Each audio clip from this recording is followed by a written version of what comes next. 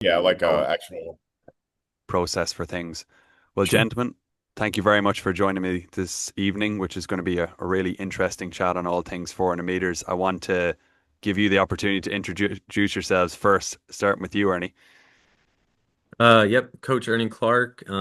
26 years in coaching, high school club, Division two, Division one. I'm currently at Northern Arizona University.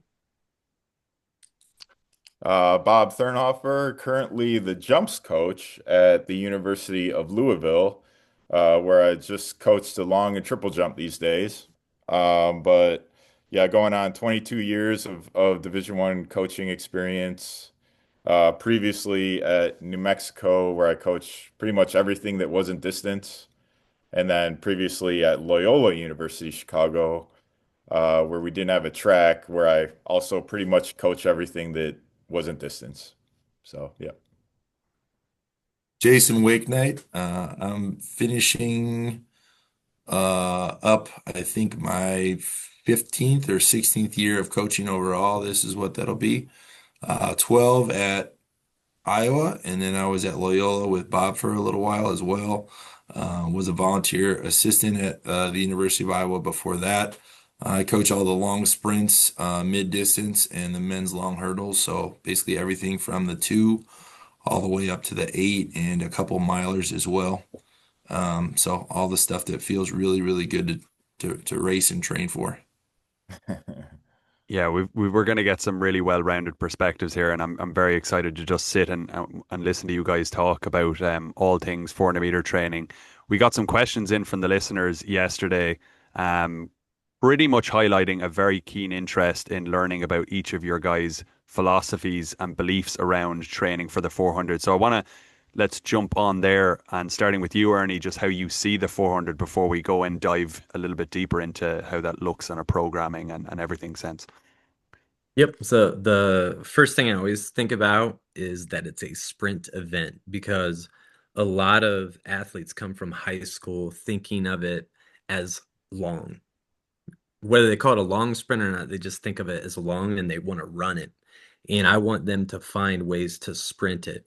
Now, with the places I've been in terms of high school, in terms of Division two track and field, in terms of the amount of scholarship money typically that I've been able to get, I'm not usually getting super high end um, speedsters, genetic phenoms.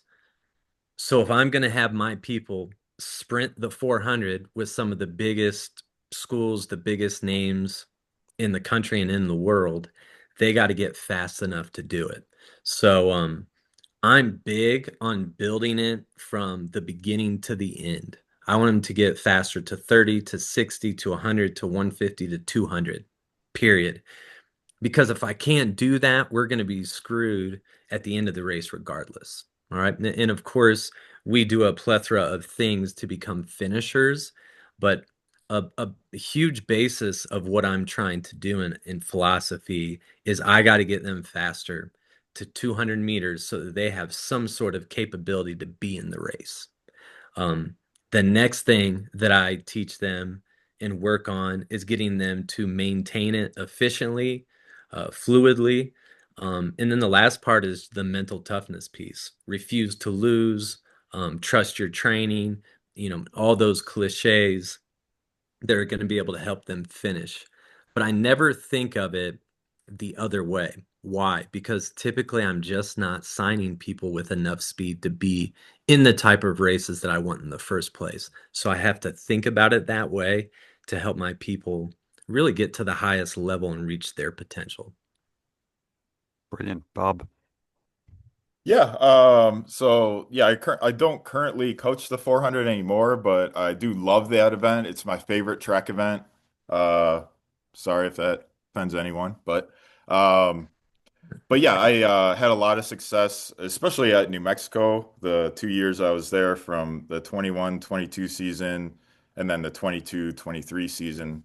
One of only two mid-majors in the history of the NCAA to have three guys run 45 in the Open in the same year.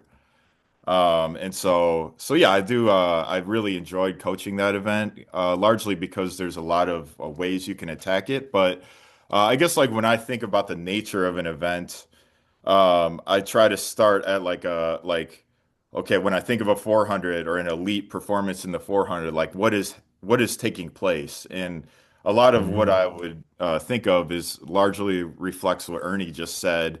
I think there's a big bias in the world of training the 400 towards training the final 100 meters of it. Hmm. I think that's just like an unconscious bias that we don't question, we in a broad sense.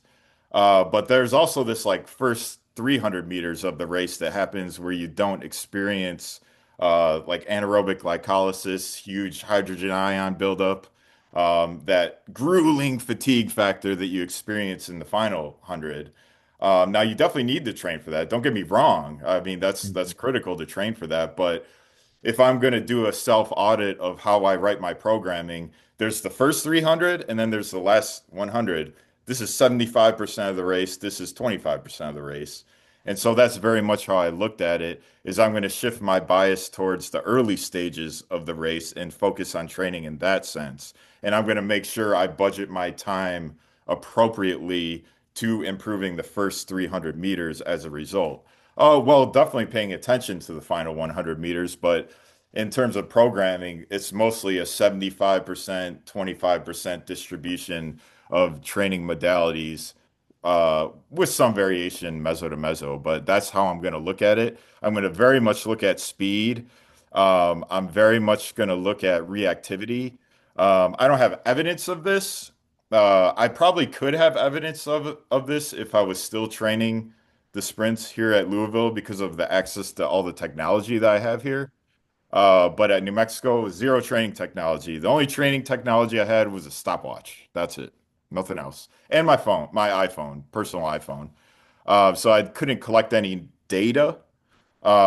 But what I'd say is like reactivity was a really a paramount feature of my program for 400 runners because I guess the belief I had or the theory that I had, once again, I can't prove it, but it was just the general belief I had was that if I can improve the reactivity of the sprinters that I coach, that would affect every single step they take in a 400 meters.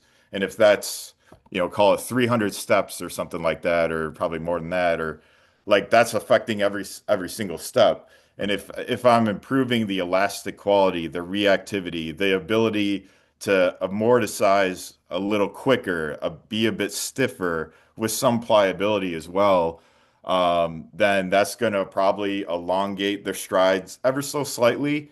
But even furthermore, it's going to allow them to rely on non-volitional elastic properties uh, to uh, to execute the race, to sprint, and therefore Hmm. you're using less muscle recruitment as a Right. result, and therefore you're using less energy as a result as well because you're relying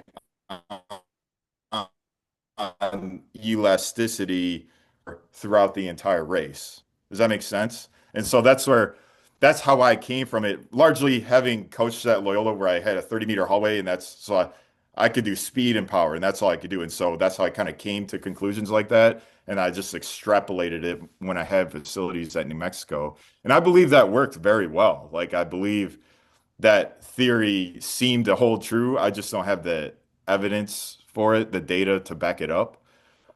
And so I very much looked at speed, improving speed, max velocity, speed endurance qualities, reactive strength, whether it be plyo progressions with depth jumps or like rudimentary multi jumps or bounding activities, or specific eccentric type training, fast eccentric type training in the weight room, which is a huge part of my program as well.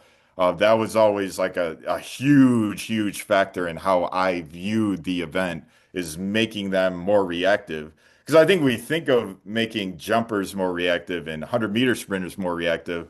I think you could argue it's even more important for the 400 runners than it is for the 100 because the volume of steps you take, right? And with it still being a sprint in many ways. And so yeah, so that's how I viewed the event was in terms of doing an audit of what's actually happening, whereas it's really like 300 meters of sprinting and the final 100 meters being the grueling anaerobic glycolysis energy system depletion.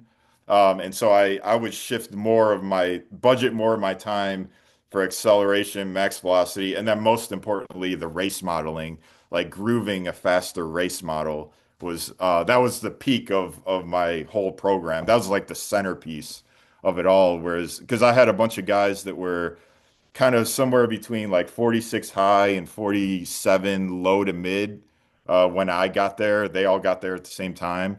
And so I basically was training them through a race model to run 45 mid.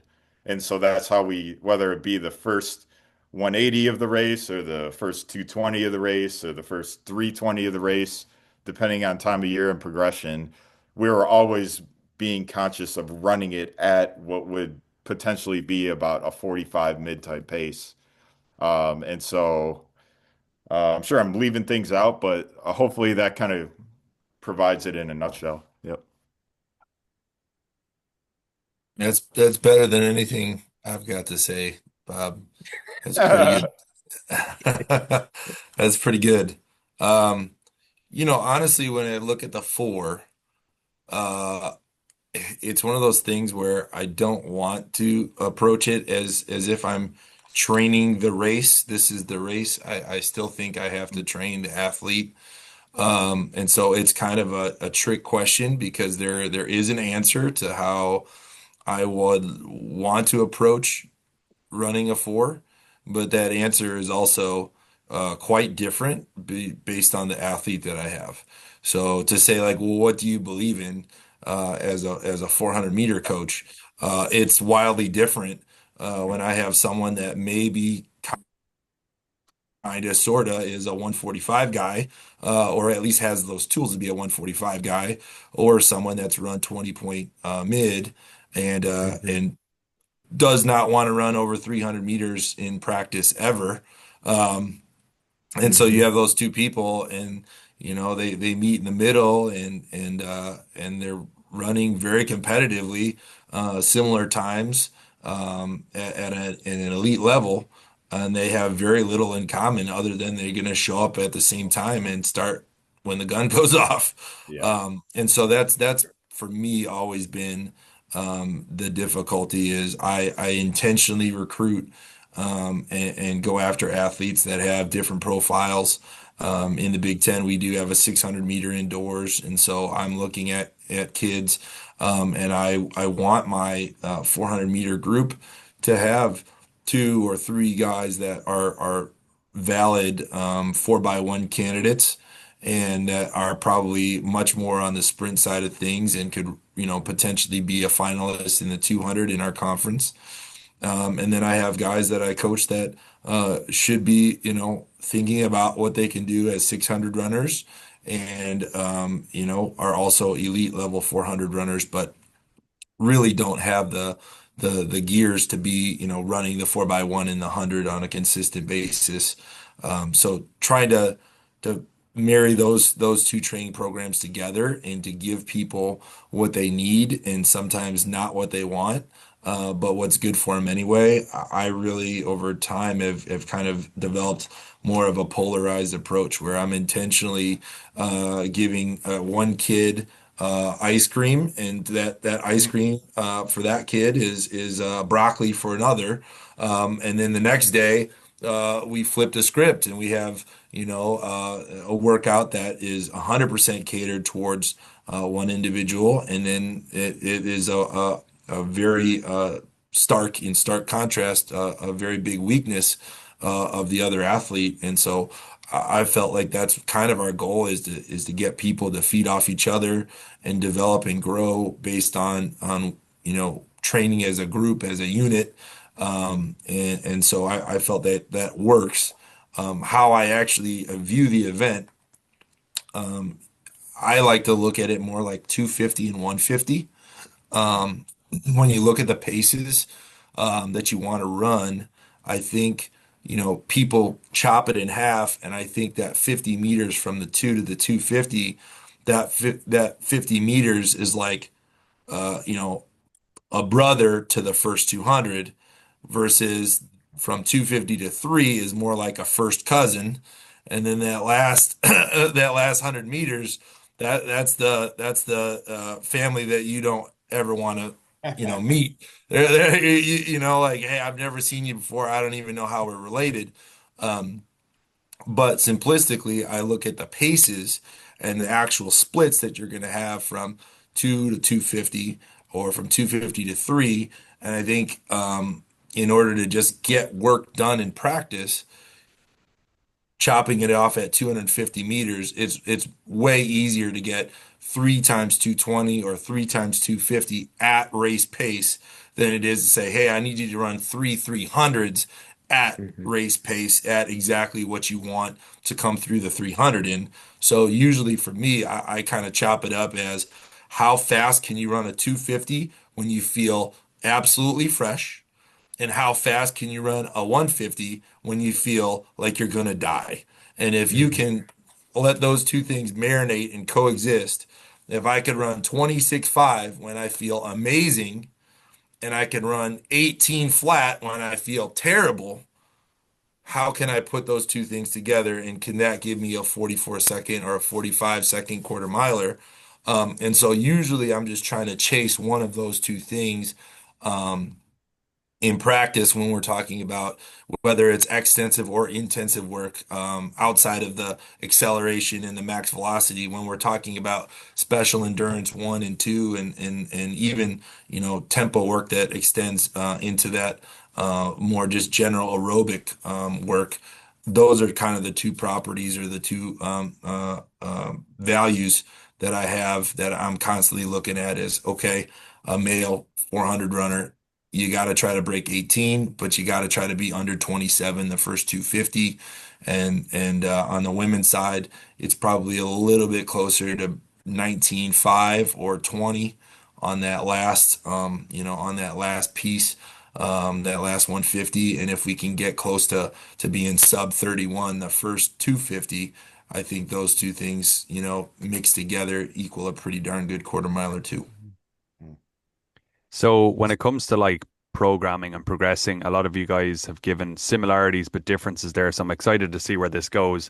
Maybe let's start from the fall because obviously um, we want to cover some ground here and see how this evolves. So back over to you, Ernie, and really talking about, how you take that kind of belief set that you have and how that looks on a weekly basis from a general prep standpoint. Yeah. The the this should sound like it very much aligns with what I just spoke about. Um, I know, at least from my experience in clinics and hearing people talk on similar things, I think that this might be where I'm drastically different than most people. So much speed stuff, in my opinion, is coordination and movement, reps, quality of foot contacts, repetition of acceleration. That when I went from high school coaching to college coaching, I was kind of appalled by the lack of skills that collegiate athletes had. So I ended up going towards a route that I really didn't expect. I ended up doing these acceleration, speed tech, max V tech stations mixed in with short explosive hills, mixed in with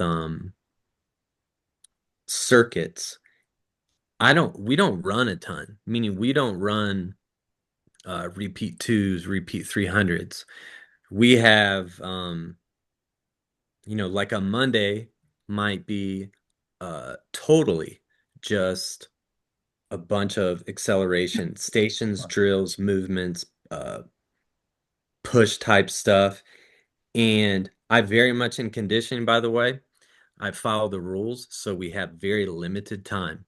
All right, between warm up and the workout, I mean, we typically are going to be done in an hour, hour 15. So we're on the hop going through all of these stations. Um, so that, I mean, that could be like a Monday. Depending on facility use, I like to do a lot of bounding. Okay. So specifically here, we don't have any really good grass hills, actually. Everything's like dirt, rocks, hiking type stuff.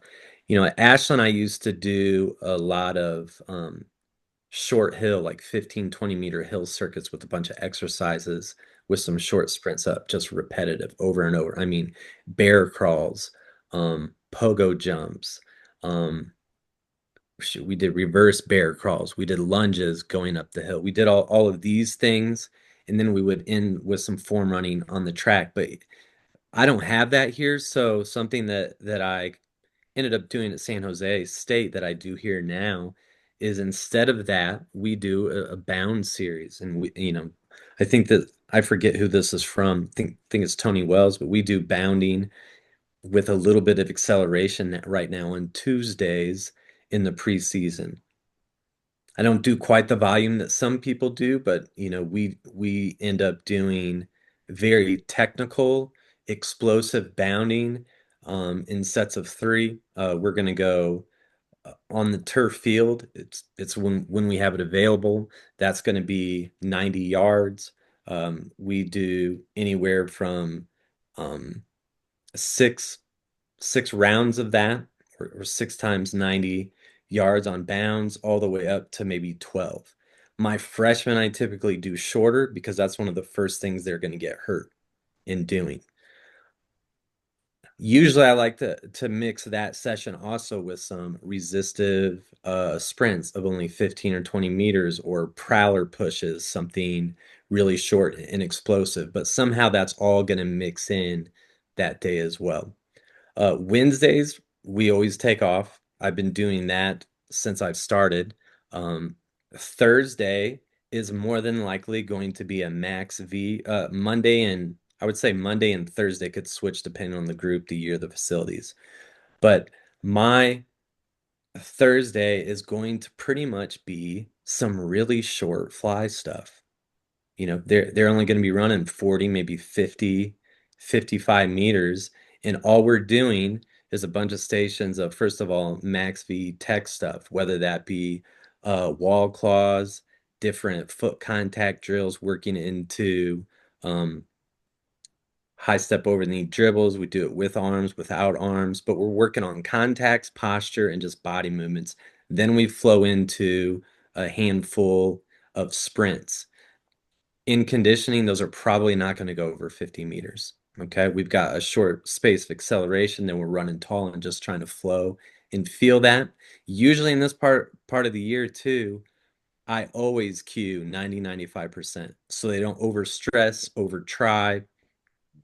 They all want to beat each other and those types of things. I'm not timing anything. It's all about movements and being fluid and trying to help them just move fast better, the right way. They're not all going to look the same, but there's some principles and qualities that should look semi-similar for fast people, utilizing their body and getting everything that they can out of themselves. So that's a Thursday. Fridays typically is our hardest day, and that is a mix of, people know X's or diagonals on the field. We're going to mix in some explosive exercises in the end zones, and we're going to do smooth runs diagonal across the field. If we do 3 rounds of that, that's going to be, 6 100s across the middle of the field. So we'll go up to 5 sets on that. So, I mean, that ends up being 5 times 100 with the exercise at the end. Once they finish the exercise and they're all stable, they only get a minute to a minute and a half rest.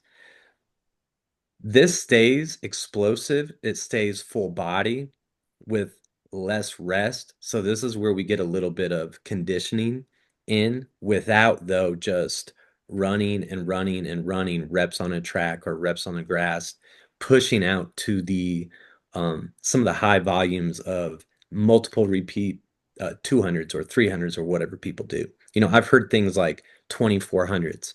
That is not a world that I live in. 15 300, that's not a world I live in. I would rather have explosive exercises or full body exercises mixed in with some technical runs while they're fatigued, to try to get them just to learn to have some body control through fatigue. we lift on Monday, Wednesday, Friday.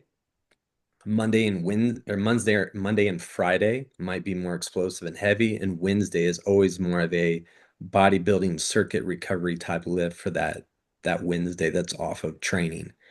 But that progresses us into the season where we start to have workouts. And that's when, for me, tempos start to mix in. But I would rather limit their contacts in the conditioning phase and hopefully do things better and better so that once we get into more volume, we move better, we have better contacts, we're less likely now to get injured just because we move better. Mhm. What's the largest volume, just meters, that you feel is appropriate? Like what would you do on a higher volume day? What would you consider to be the range that you're shooting for? In terms of total volume in reps Just of the just on like workout. one of those, like, yeah, one of those circuit So days. So on that circuit day, on the Friday, what those turn into once we get into the actual season, our 20-week or 20-hour weeks, we actually keep doing those X's or those types of circuits. I'll either do that or I'll do some stadium circuits, and then we actually go to the track. And this I think has been super successful for me. And that's where we start doing time sprints. As we get into some volume on Mondays, as we get into some little bit longer reps in our acceleration days on Tuesday, and we start to stretch the max V stuff from September through December. Fridays ends up being a circuit plus time runs. For the men, I do a 50-second run, 3-minute rest, a 30-second run, 3-minute rest, and then they got to bust a 150 as hard as they can. And then we have technical buildups after that. That day is freaking hard. It's a tough one to stay on your feet afterwards, but that's the toughest thing we do. In terms of overall volume, every once in a while, coach, I'll look at my volume. I usually on total volume in between 1,600 and 2,000 meters when I start to mix in some like repeat 200s or if we do some descending ladders, I'm usually within that range of 15, 1,600. Never have I seen myself go over 2,000 meters. I was gonna one little side note there, Ernie. We were texting, was that a week or two ago, about like altitude, and I Yeah, feel like yeah, even at being at New Mexico, being essentially a mile high, like I said, I'm very heavily speed based, but I definitely do tempo. Tempo is a sure, right. valuable piece of a 400-meter training program, and definitely an advocate for it. Uh, but I do think there's like a limit to that type of work you can do with 400 runners when you are as high a elevation as you're at, because you're even I'll higher than tell I you what, was. guys, Yeah, yep, I'm still trying to figure that out because I yep, feel like I don't have it figured out yet, even though I've had some women in yep. particular run pretty fast here. Oh yeah. But there is something different here than what I experienced in Ohio and California. Mm, And what I mean by that is they end up feeling more fatigued, or it seems like injuries flare up more. And I feel like there's something going on with the altitude that I haven't totally figured out yet. But that's for sure. My tempo days, by the way, as we progress through the fall into the winter, end up being the most on Mondays. And the big thing that I would say from a philosophy perspective, if I'm trying to get my women to run, it's very much kind of what Wakeknight just talked about. I need to know what they need to finish in, and I want to try to yeah. veer my tempo towards what that number is. Mhm. So I do typically break in half with twos because I feel like from a race strategy standpoint, I can help them bridge that part that he's talking about, which I agree that's a crucial point. That 250 range, we got to make sure they don't decelerate too much from 2 to 250 and 250 to 300. Like there's got to be some things there. But I do typically create workouts based on this. But I want my tempo stuff to veer towards my guys running 46 flat. So the way that I look at that, they need to be able to finish 24 low, super fatigued in the 200 to be able to start veering towards 46 flat. So my tempo work starts to veer towards that some way, somehow. And for my women, 28 seconds or faster. Can I veer them towards that super fatigued? Um, and if they start to be able to do that and they start to believe in that, if they know they're hitting in the ballpark in a race situation at the splits we talk about, like they know it's game on. And we do so much with 150s and 150s fatigued, 150s fast. Mhm. Once they get to the 150 mark, usually they can kind of flip the switch and figure it out like, here we go. Bob, have you got thoughts on general prep? And Yep, I suppose it seems like we're touching on a little bit here, just because Ernie did as well, is how that tends to evolve a little bit, because I think that is inevitably where we're going with this, for sure. ever so slightly. Yeah, I'll kind of give a rough weekly setup I did at New Mexico with the 400 group. And then just maybe touch on some bullet points on like how that would progress each, meso to meso. But I'll Yeah. just start with kind of like the framework of meso one, like, in September.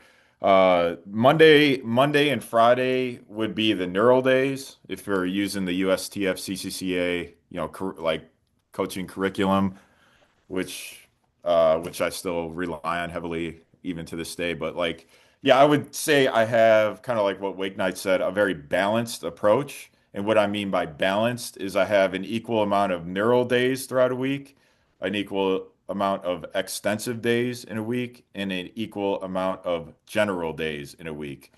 Two, two, and two. Balanced approach. So Monday, Friday would be the neural days, and that's where we're training speed, high octane speed training. I do a lot of like what Ernie said, where he coaches them specifically to go 95%, just to enhance movement quality.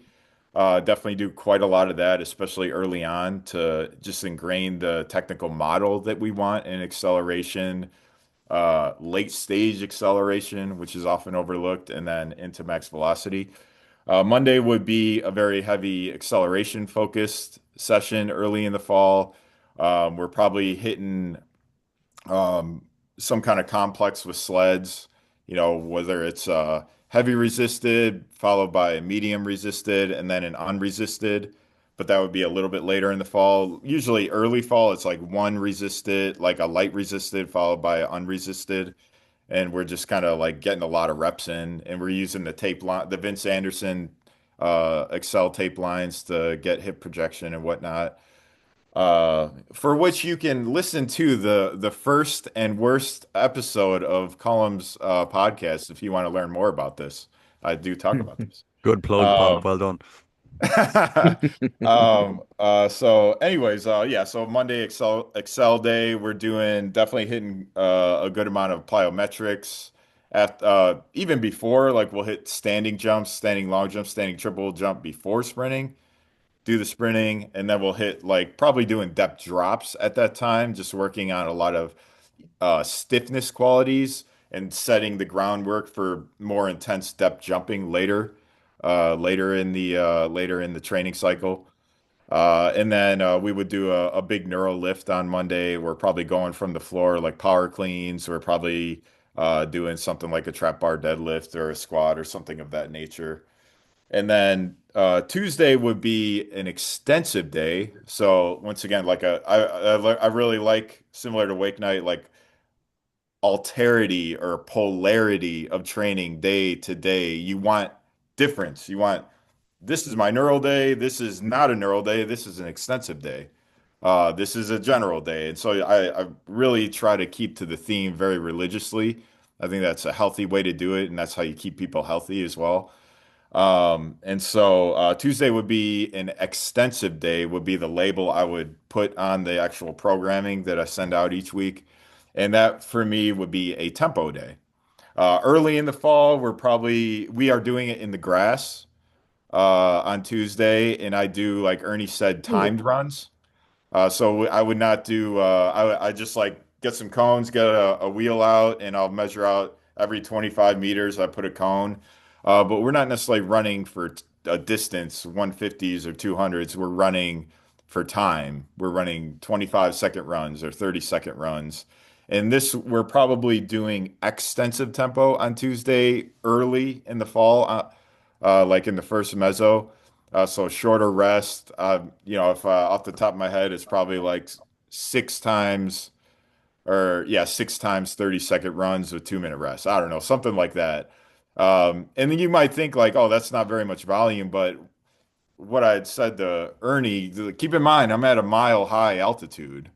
This is a different, it's a little different, you know. And if I was at sea level, I probably would have done more about like an extra 2 to 4 reps, if you will. And so you do have to kind of be mindful of that, especially early on, because the kids are, Yeah, you it's know, they're different they're for from sure. yeah, they're from New York. Like one guy, Javon, he's from New York. You know, he flies in, he gets to Albuquerque. He's not acclimated for, you got to give it 3 weeks before He's he's tired because totally he walked to acclimated. practice. What's up?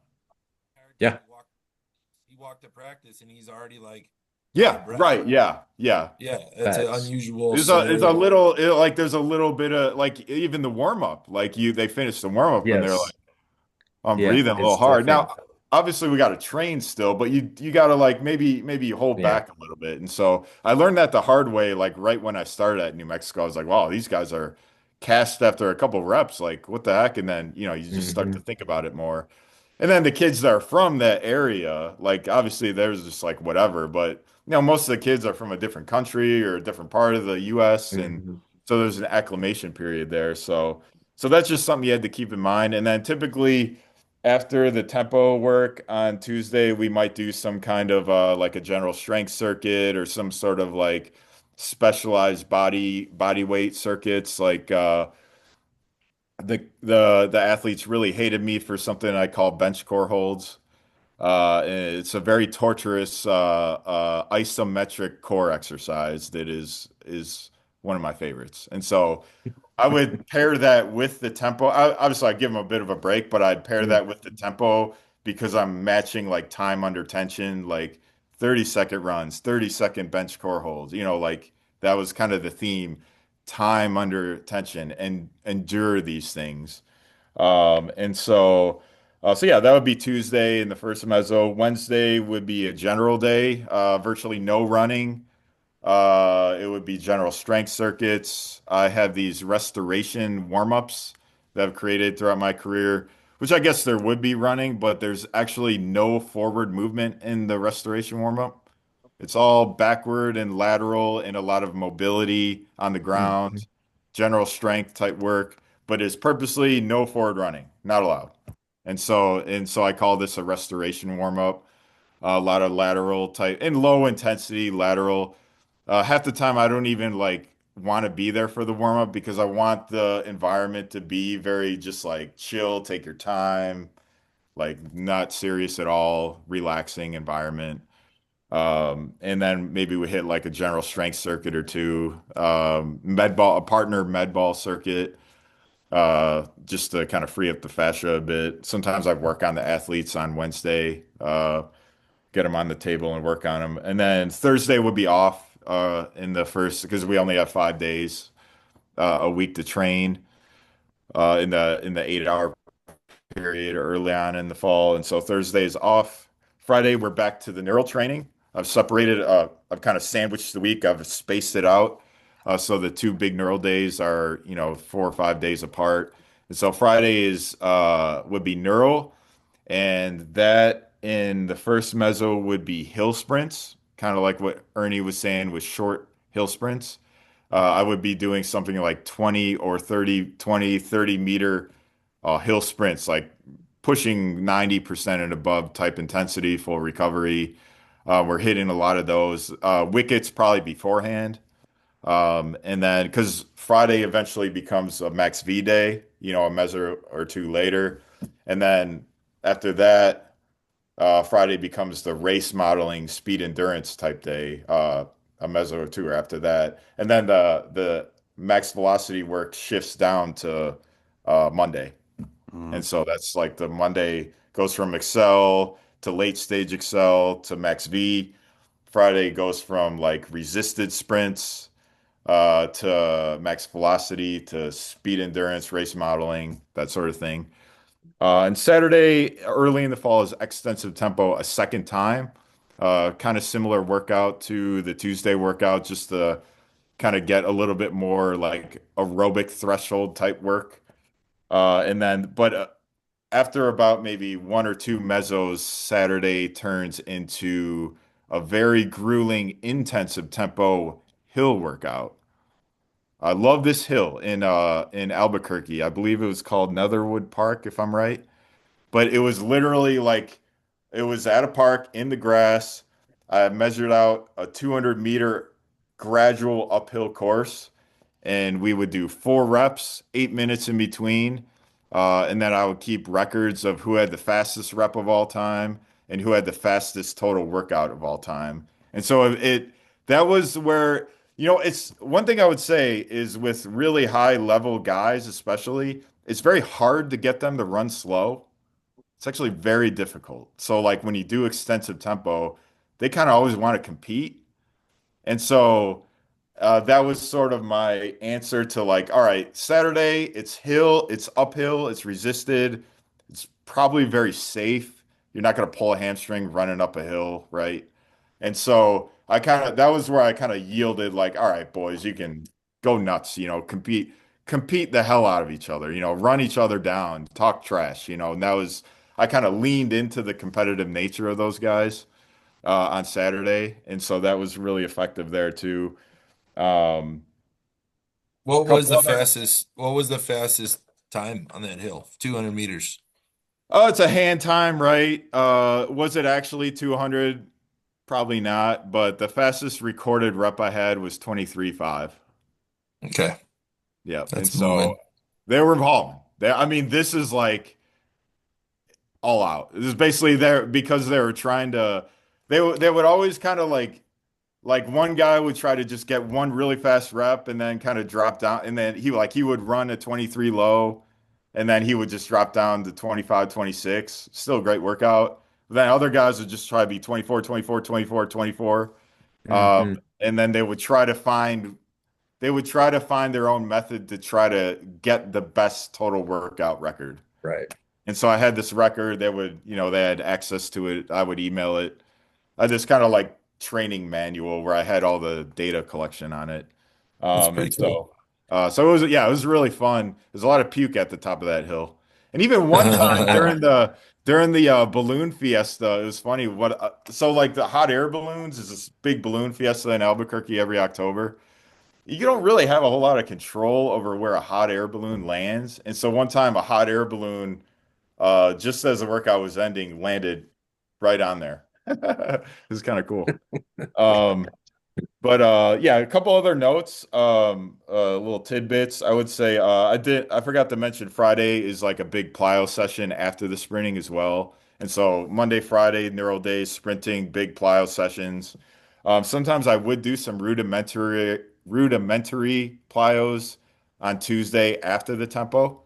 And what I mean by that is like, Rudiment series by Dan Paff, good one. Or a really underrated one is just little baby hops up the bleachers. And we had giant bleachers, and that's like a really good like power endurance that paired well with tempo. Or some like elongated skips for distance, or like maybe an elongated bound, like Yeah. Ernie was talking about. Eve Yeah. loved those, by the way. She has mentioned those bounds to me many times. Yep. And so, Yeah. yeah. So, yeah, I guess I would say last thing is like I'll kind of touch on the tempo thing. Tuesday, extensive tempo on the grass. That would turn into intensive tempo on the grass, space it out, space the rest out longer, maybe lengthen the reps gradually over time. Might be something like 4 by 35 seconds with 6 minutes in between.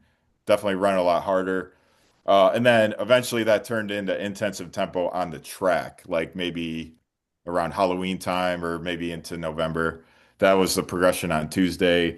And I guess like I would tend to think of speed endurance training, like true speed endurance, like high octane, 90% and above race modeling, whatever that category is like, that's when I'm working what I had mentioned in the initial talk, part of this podcast, we're working the first, 300 meters of the race. That's the primary thing. But I tend to think of intent or any tempo. I guess not really extensive tempo. Extensive tempo is more like a supportive training quality. You're just trying to beef up that aerobic threshold, which in theory would push up the th lactic threshold indirectly, I guess you'd say. And it just helps you recover from training better as well. But Right. I tend to think of intensive tempo as like, okay, this is where I'm training for the last 100 or 150 of the races, Wakeknight said. So that's how I would think of it. Speed endurance, first 300, intensive tempo. I categorize that as training for the final part of the race. And we would like one of like the progression I would do with intensive tempo when we shifted into November.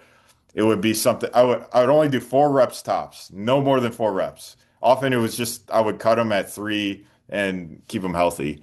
But it would be we would start off going 200, 200, 150, 150 with the idea of like hit an 18-second 150 at the end while still running similar to that pace and the 3 pre-fatigue type reps. You know what I mean? And then it would be 200, 200, 200, 150, and then it would be 250, 250, 200, 150, and then it would be 250, 250, 250, 150, Hmm. 300, 250, 250, 150. Very, I know it's rocket science, right? So that was how I kind of progressed the Tuesday tempo session. Um, Well, there's I just probably, distances that like when you hit, you feel like not to decide that you can't coach a variety of different rep lengths, but a 150 or a 250, there's just an appropriate sweet spot in terms of the amount of time a person can focus and concentrate mm, and execute at the paces that you're wanting them to hit. I mean, at some yeah, point, that's why I said, focusing and thinking about it as a 250 and a 150 versus a 300. Like, right. there's only Yeah, so many really, really hard threes you can hit in practice 100%. Yep. before things get sloppy. And so, can Yeah. you get three 250s, or even honestly, you can maybe even get close to doing four 250s Hmm. way, way easier than you can get three 300s. Totally. Three Oh 300s my and God, yeah. 33.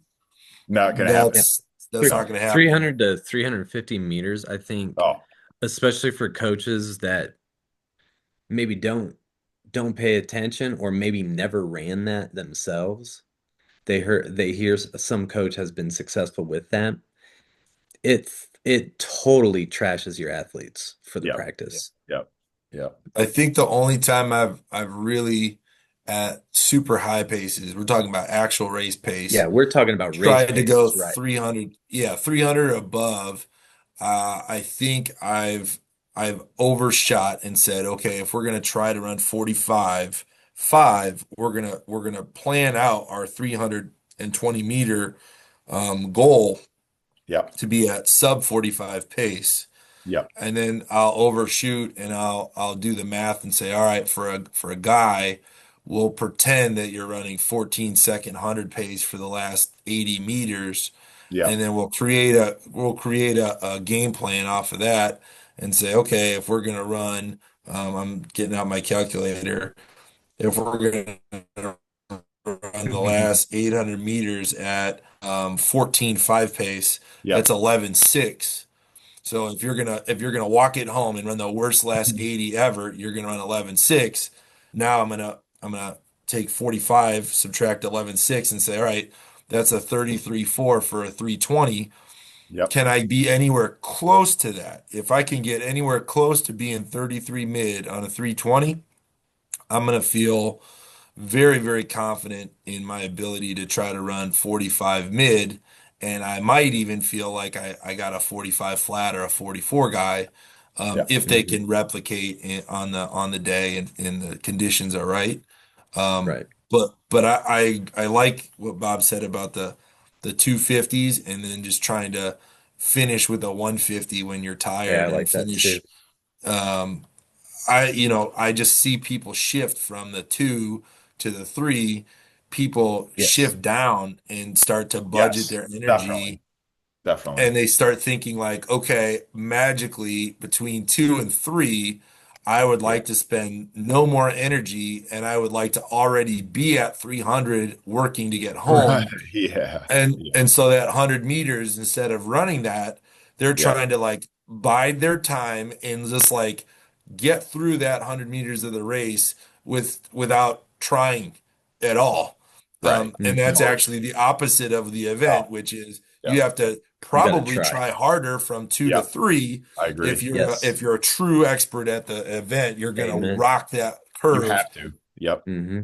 You can't and run Well, think of 45 not doing that. Yeah. Like I'd it's rather not you possible. attack that curve there between 2 and 3 and die at the final straightaway. That's a right. much better way to do Yes, it. that Yep. you got more chance of success doing that Yep. than Yeah. just losing too much.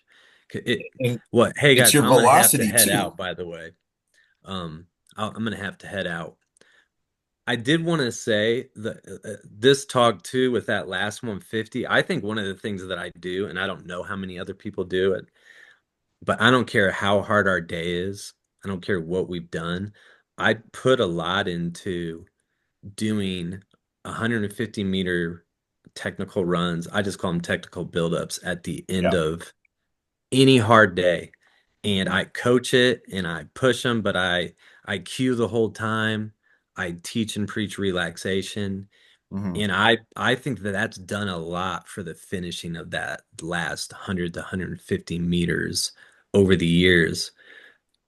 Most importantly for the 400 people, but even for the 200 runners. I think they've Yeah. learned to finish because we don't lay on the ground after the hard work.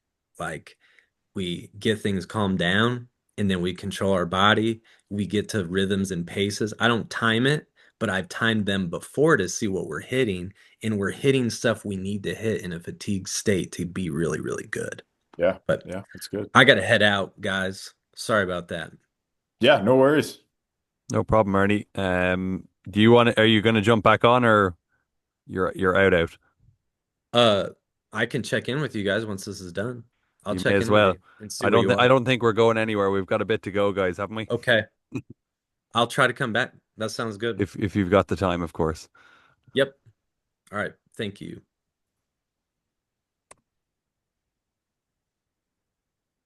Yeah, I think Bob, what you were mentioning too is I look at it and it's also not just the split, but the velocity you're at once you hit that split. So I talk about it all the time. What you're doing in a 600 or an 800, it's still applicable. It's just a little bit, finer line in the four than it is some of those longer races. Like you could come through the 852, and if your splits are, 24, 28, you know, Yeah. your momentum and how fast you're actually Yeah. moving at the Yeah. 400-meter mark. Well, I ran 52, coach. Yeah, yeah, but you did it the wrong way, and your Yeah. actual velocities Definitely. at 400 don't mean near as You're falling much. down. Yep. And so I look at it from a standpoint of obviously wanting to hit certain splits at the 2 or the 3, but also really trying to create a scenario or a race model where our Yep. velocities as we come into the last 100 are ideal. And we're actually hitting 33, but we're hitting 33 because we ran 11.4 or 11.3 on that curve. Right. And so, we're still, sub 12 going into the final Mhm. 100. I think there's probably people that have run 33 low, but they're already running over 12-second, pace Yeah. At by the the end of time they it. get to the Yep. last 100. And then That's a good things point. kind of get ugly because it's just it's exponential deceleration. Yeah. So you run 12.2, and then between 340 and 360, you're at 12.7 pace. Right. And Yeah. then Yeah. and Yeah. then by the last 20, it's like You're you're running 15-second pace. Yeah. 15.9, Yeah. Yeah. Yeah. right? Yeah. You're walking. Yeah. Um, so I think that's probably one of the things that we try to work through is on some of those intensive days, very similar to what you mentioned, but maybe instead of a 250, we do 2+1s Mm. And that's doesn't seem super sophisticated, other than the fact that we'll run the two at maybe not quite race pace, but roughly Okay. in that vicinity. But then we're going to try to really rock that 100, Right. um, Yeah. and Yeah. then make the total time what we want a really high Yeah. quality 300 to be, and say, Yeah. hey, if we were going to run a 33.5, let's go 22.5 through the two, take 45 seconds rest, and then see if you can break 11. Yeah. Yeah. Yeah. And so you practice that race model, but you practice it in a way that is harder, Yep. because you're running faster from that two to the three, in the practice rep, or as it's broken Yeah. up, that 100, knowing that the adrenaline is not going to prevent someone from going out in 22.5, like, Yeah. oh, usually you're going to run too fast the Right. first Yeah. 200. Yeah. Yeah. So, Yeah, I mean, you're just manipulating the session to focus on my focus is on getting better at the finish of the race. Like that is the mhm. purpose. The purpose of the session is not that first 200. The first 200 is just to set pre-fatigue, and then we're focusing on this final 100. And so Yep. I think it's a lot of value in having that clarity on in detail on what you're trying to train in a specific session rather than running reps arbitrarily. And so I think, yeah, that's a good, healthy way to look at training that like that. Yeah. Jason, do you go with Bob in terms of your weekly setup? Are you kind of a high-low person in regards to, yeah, how you manage that general week? He and I, our week is identical. Okay. Yeah, our week is identical. Monday we're going high. We sprint. Friday, same thing. Our two biggest workout days are Tuesday and Saturday. We'll take Thursday and Sunday off, and Wednesday is an active recovery day. So we're identical in that regard. Um, Part of when I decided that that's the route I wanted to go, a lot of it was, maybe not being very sympathetic to the athlete and saying, Mhm. do you really have to feel great and you have to be neurally ready to rock and roll and neurally fired up to run some tempo work? The answer is no. You can do aerobic work and not feel like your hair is on fire, and that's okay. I think a lot of what I find has over time, developed the athletes that I've coached, is the ability to not feel great and get through a prelim and Mhm. feel even better on a second day, in my third or fourth race, than necessarily feeling like I have an outstanding prelim, because I'm basically teeing up the tempo, extensive and intensive work. If I tee that up, then the kid only knows how to perform when they're feeling Right. outstanding. Yeah. Um, and then we would be, doing a really good job in the prelim, and then showing up and flatlining in the final. And honestly, I'm super proud of the fact that, like, over 90% of the kids that I've had make a Big Ten final in the 400 have run faster on the second day. Mhm. We almost never crush the prelim and then struggle in the final. If we get into the final, we're going to be even better, and we're going to be, probably outperforming the seed that we run. I'm always more nervous on prelim day. I'm sure every coach is, but And I'm way more nervous on prelim day. If we get into the final, I think we are a handful to deal with. So And that I don't want to that's go. that's kind of what I've seen set up produce. Sorry, I think I've overcut you there. About your mic was blurring, and then it sounded like you stopped talking. I did want to jump on something really quick there, and I think Bob, you might have something good to say about it as well. Is in the instance where, let's say, someone comes out too hot in the prelim and does fade in the final, like, is that more of a sometimes mental thing and how the athlete views or has a strategy for the day versus the actual training itself? Because it sounds like both of you guys are preparing them physically for, yeah, as you said, multiple races and to be better at the end. But when it does go wrong, maybe it's more of a mental, tactical thing. yeah, I would say that's probably accurate. Yeah, I mean, you could certainly look at programming. That's part of the reason I would do. like late in the fall. I mentioned, 20 minutes ago or whatever, where I had like the Friday was like the speed endurance race modeling type work, very high intensity, very low volume. And then I would come back Saturday and do the really intense like hill session. And so I was kind of stacking, although, Friday was much more speed oriented, neural oriented, and Saturday was a lot more like, intensive tempo, grueling lactic oriented. But that was part of the reason I did that late in the fall is because I needed to progress to a point where I could stack those two efforts in 2 days in a row. Although, obviously it's not like I wouldn't really consider Saturday neural. It's much more like a high intensity, extensive type day. But it was to prep for those types of championship level meets.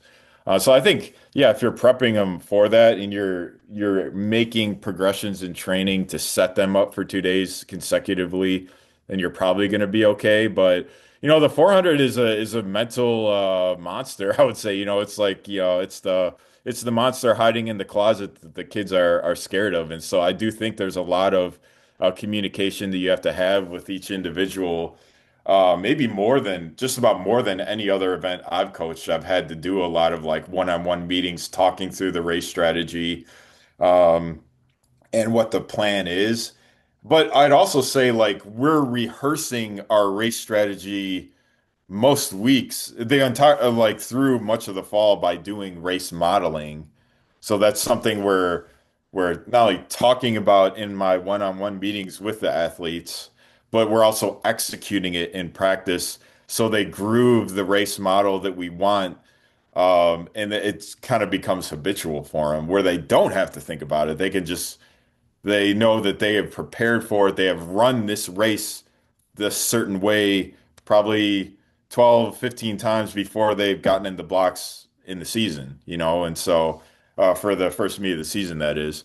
And so I think that's another way to kind of address that issue is to lock that race pattern in practice. That's the peak of 400 training for me is the race modeling. Like that session essentially would be we would I'm going to skip over some stuff, but we would do some block. They would do probably two to four 20-meter blocks from the 400 start on their own, just get a few reps in.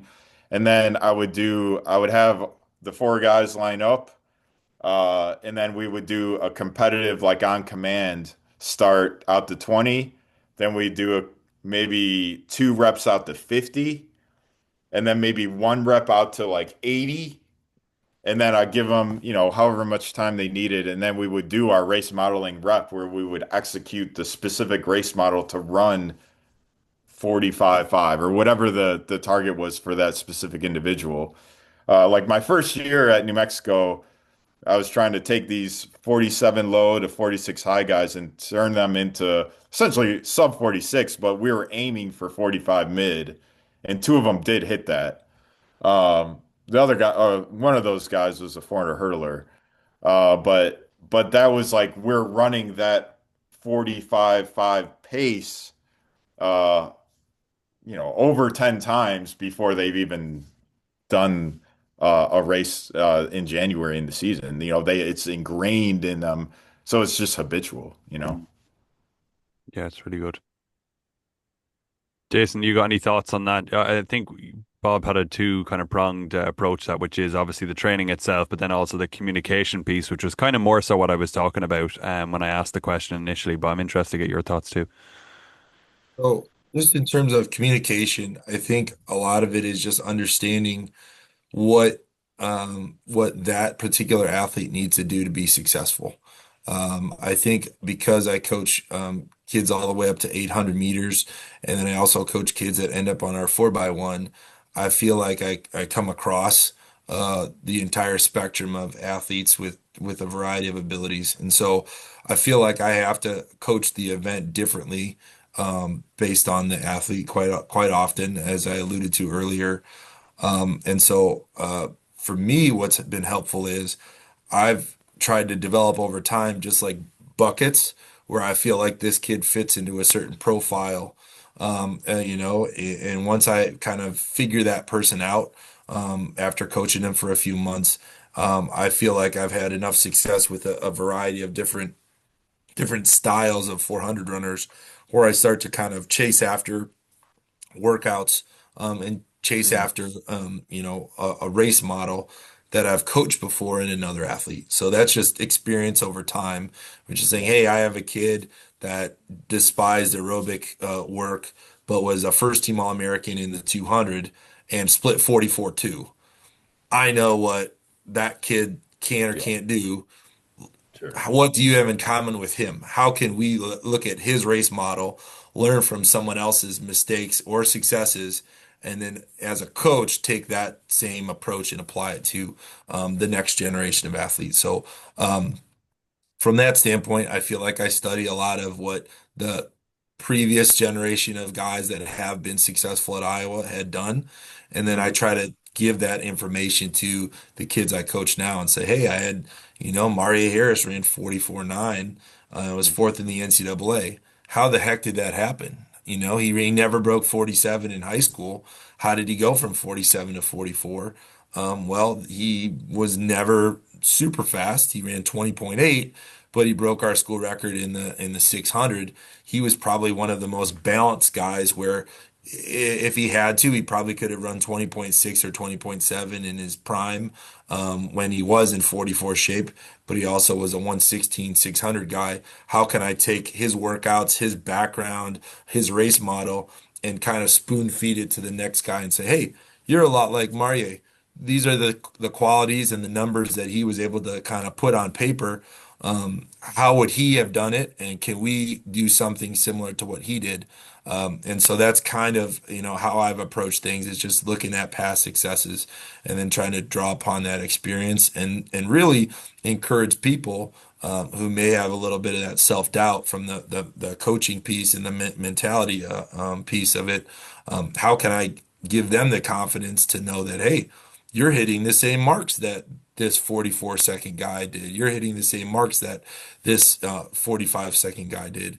Um, I really don't worry about the mental approach as far as like you need to be mentally tougher the last Mhm. 100 meters. Yeah. I think a lot of that based on what we do in workouts, a lot of that is just confidence in your training, not necessarily being afraid of the race, but just confidence in the training program and confidence in all the hard work you've done. I love, you know, the Kobe mentality where, hey, if you prepare enough, you'll be confident. You want to gain confidence and you want to eliminate doubt, do more work, keep preparing. And so that's kind of my approach is if we prepare adequately, the confidence is usually an afterthought. We just go out and do what you've done. Like Bob said, if you rehearse it enough and you've done it enough, you're not afraid of replicating what you've done so many times before.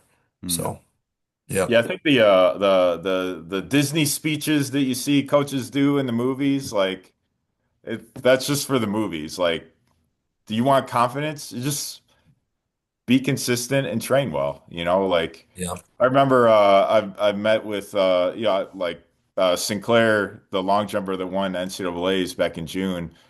Like I met with her that morning. We just kind of walked around the hotel. I typically do that with athletes. I do a lot of one-on-one meetings.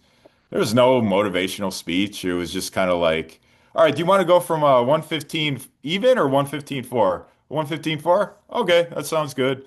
And then cracked a few jokes and just kind of talked about like, okay, if this happens in the first attempt, then we'll make this adjustment. But if this happens, then we'll make this adjustment. And that's all there was to it. No motivational speeches, nothing like that. Just execution. Hmm. I think that's where confidence comes from. Hmm. yeah. So, yeah. And when you're in an elite training group, I usually give this speech the night before or the week before, which is you've already seen the biggest, scariest people out there, right? If you're training with on the women's side, I had two girls. They were the number one and the number two freshmen in the country last year. They're in 51.2 and 51.5. I have a freshman that just got here, and she's, finding herself and figuring out how she's going to become a great quarter miler. And I try to point out to her all the time, you got the two biggest sharks in the ocean, Yeah. and you swim with them every day. What Every what what day. is there Yeah. to worry Yep. about?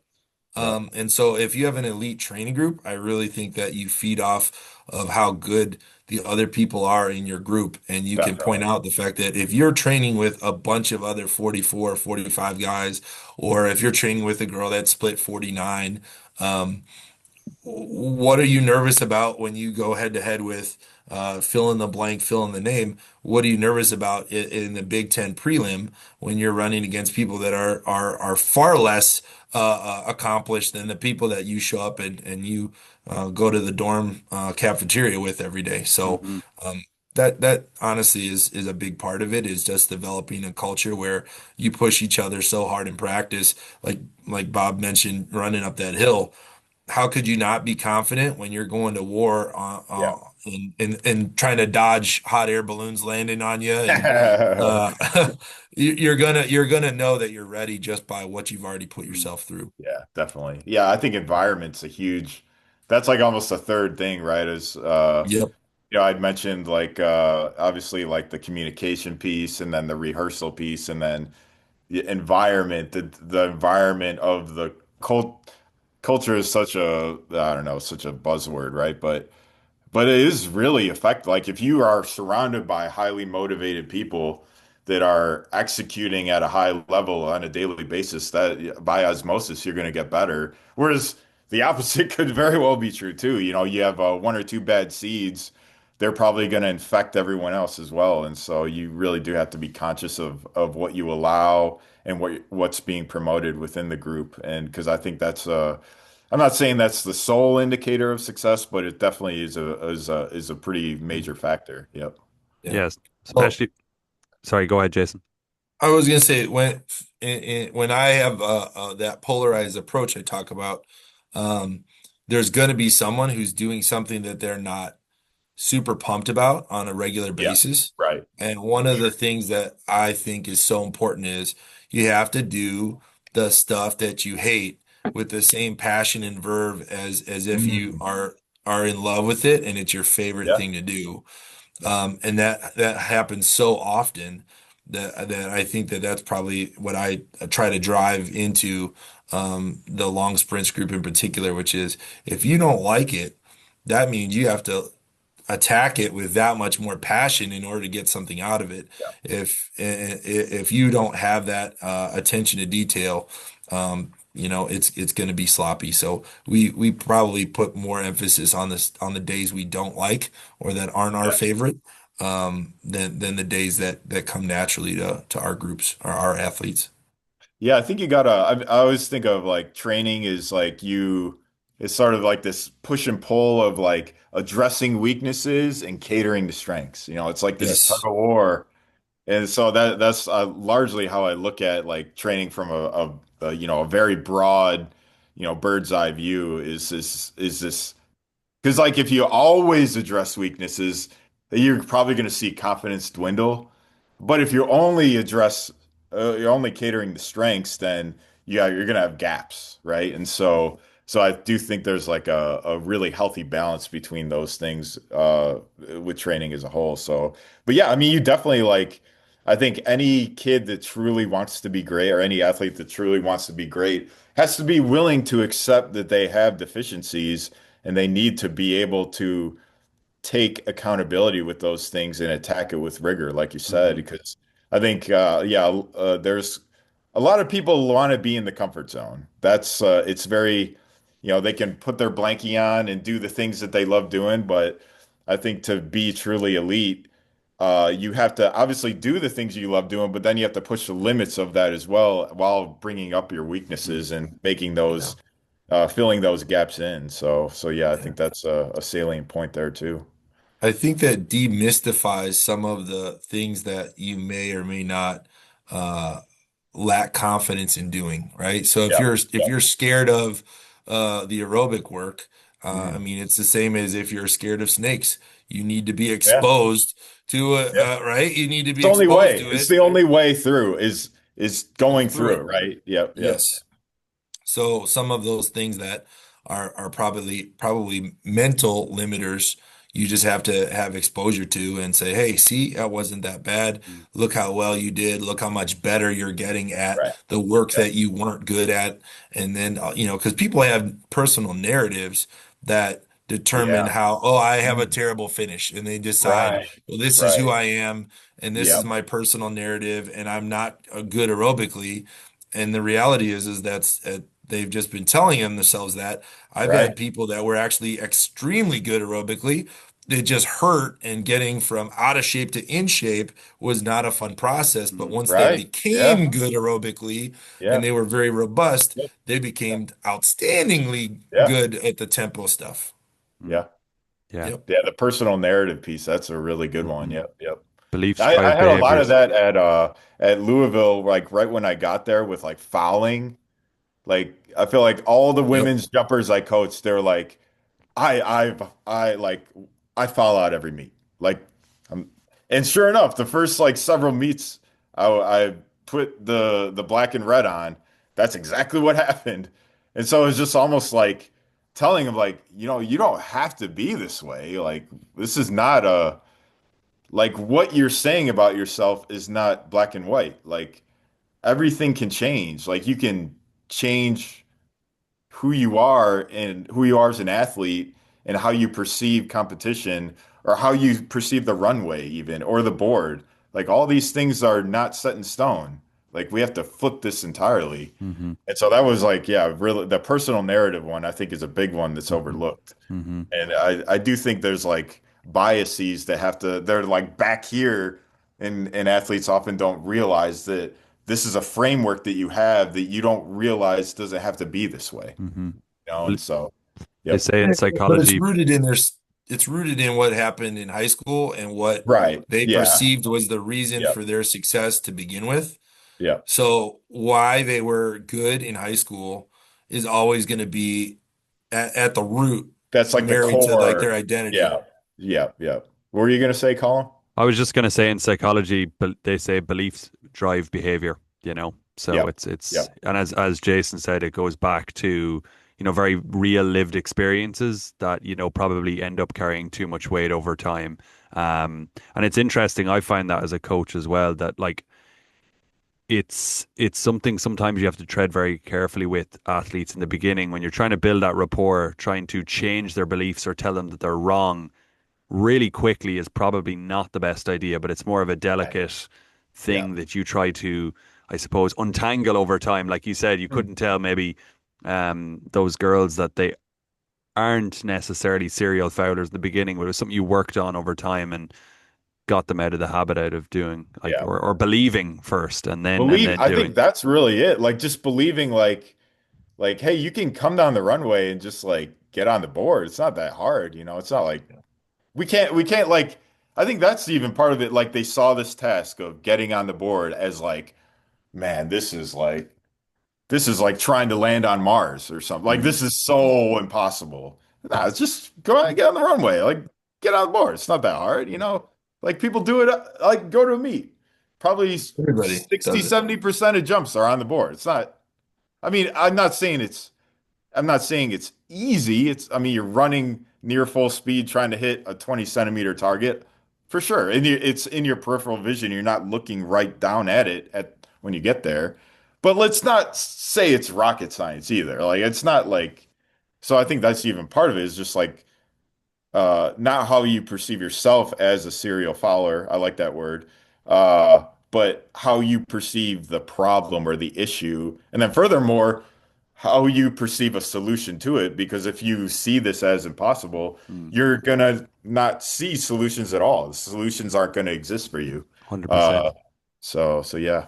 But yeah, we kind of went on a different direction. I know, and Uh, I want to keep us back on track and go yeah. into some of the things that the listeners were kind of wanting to hear more about. And that was the kind of more in-season training approaches. And the great thing is both of you guys have similar fall setups, but I'm interested to know, um, is it the same when it comes to in-season training? Are you guys still trying to go that high-low format? I suppose you did mention that like generally things become, speed endurance slash intensive tempo I guess what I'm asking is how do you marry or mix all of those elements together when it comes into the season time? Like, do you need a balance of everything still?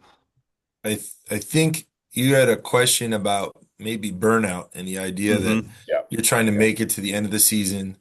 Honestly, I find that a very compelling question, mainly because that is one of the primary goals of my fall and throughout the indoor season is I want to be happiest in May and June. Yeah. I want the highest level performances to occur between May 1st and July 1st.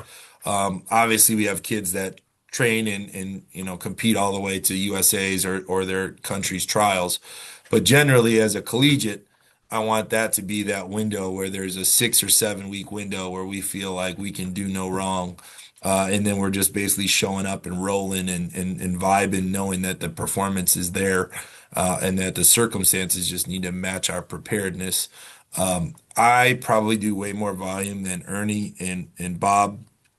Um, but I also am constantly under the assumption, whether it's true or not, that we're going to be in the NCAA final in the 4x4. And so, as much as I would like to prepare for our conference championship, I'm thinking about being Yeah. ready a month later. And so that's I feel like worked pretty well.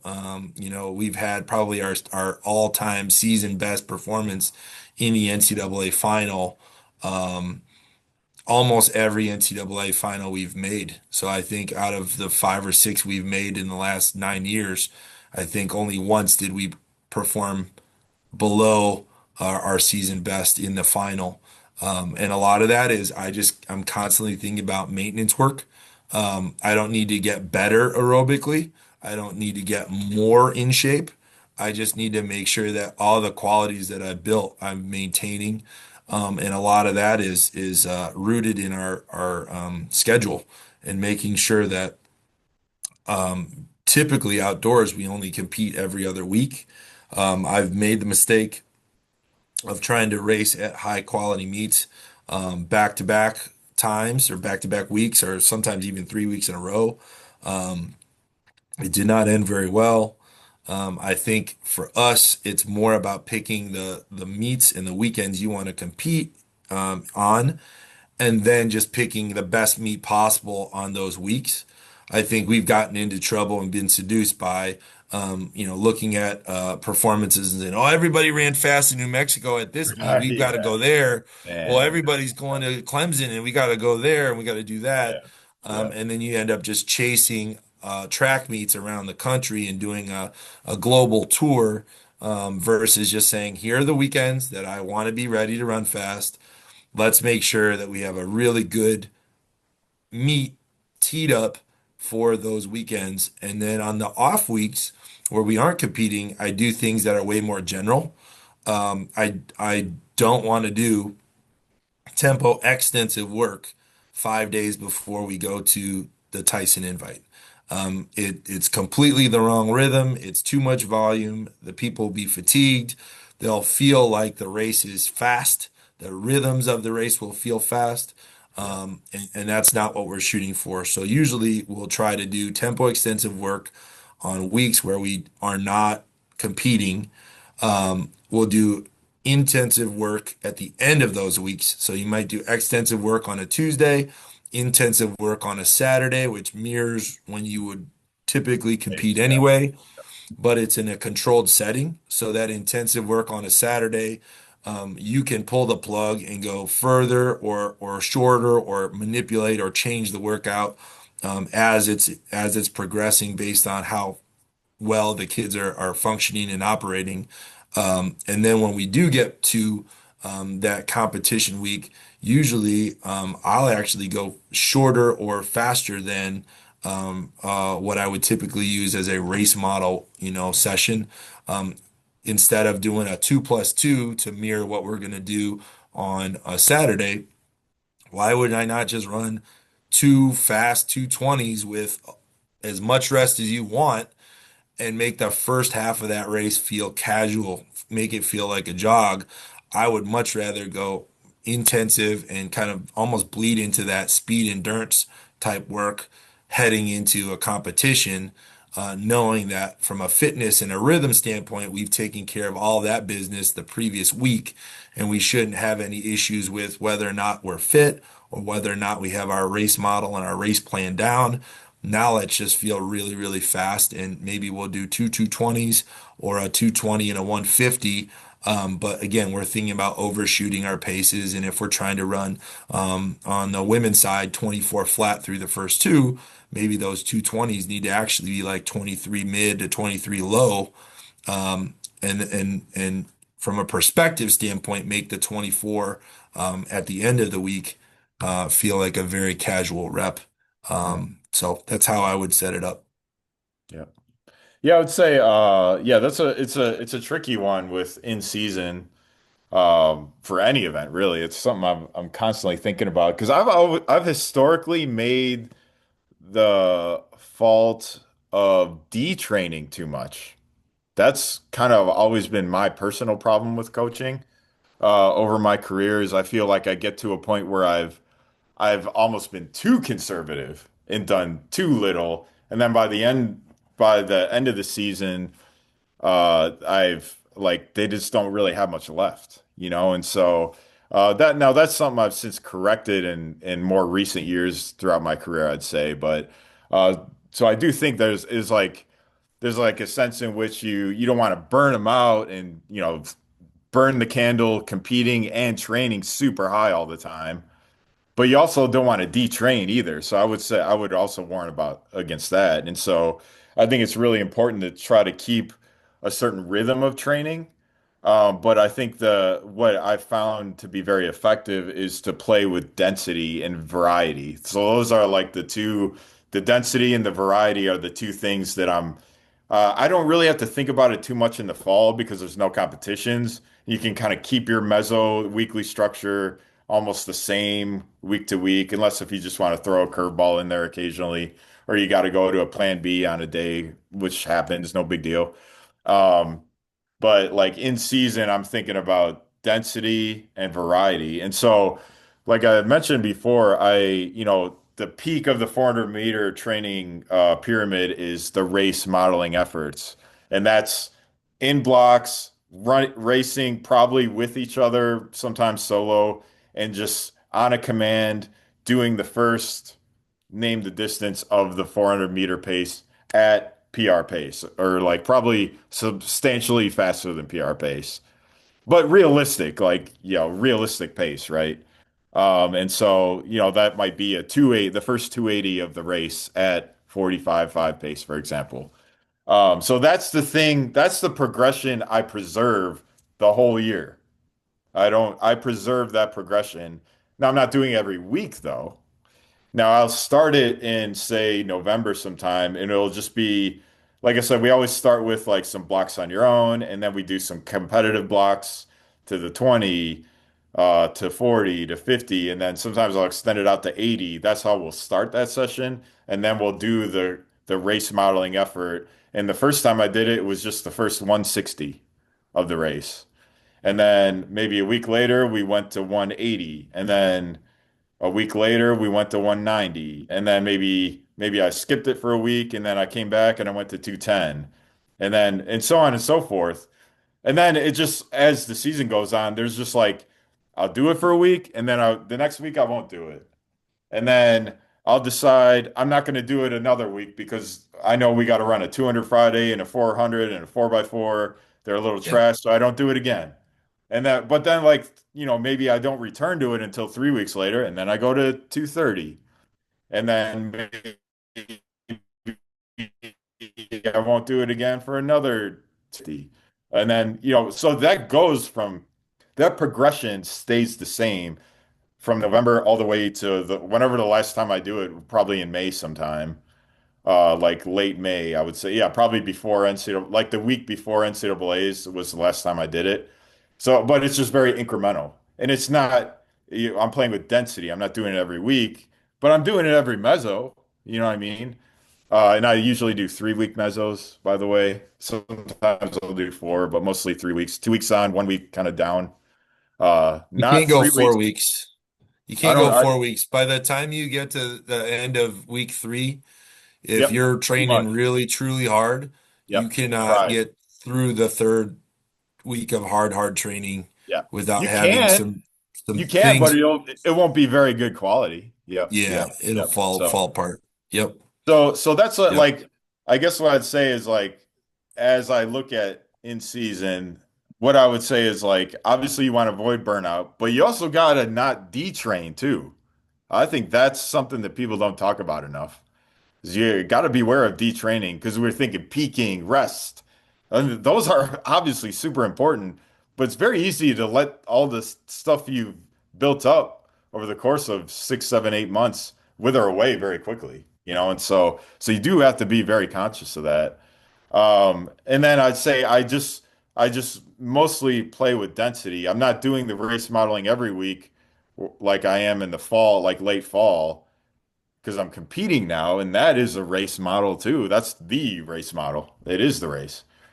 I'm just making sure I'm doing it. I'm hitting on it at least once every meso, maybe if I'm lucky twice, but probably once every meso. And it's just the same progression. It doesn't change.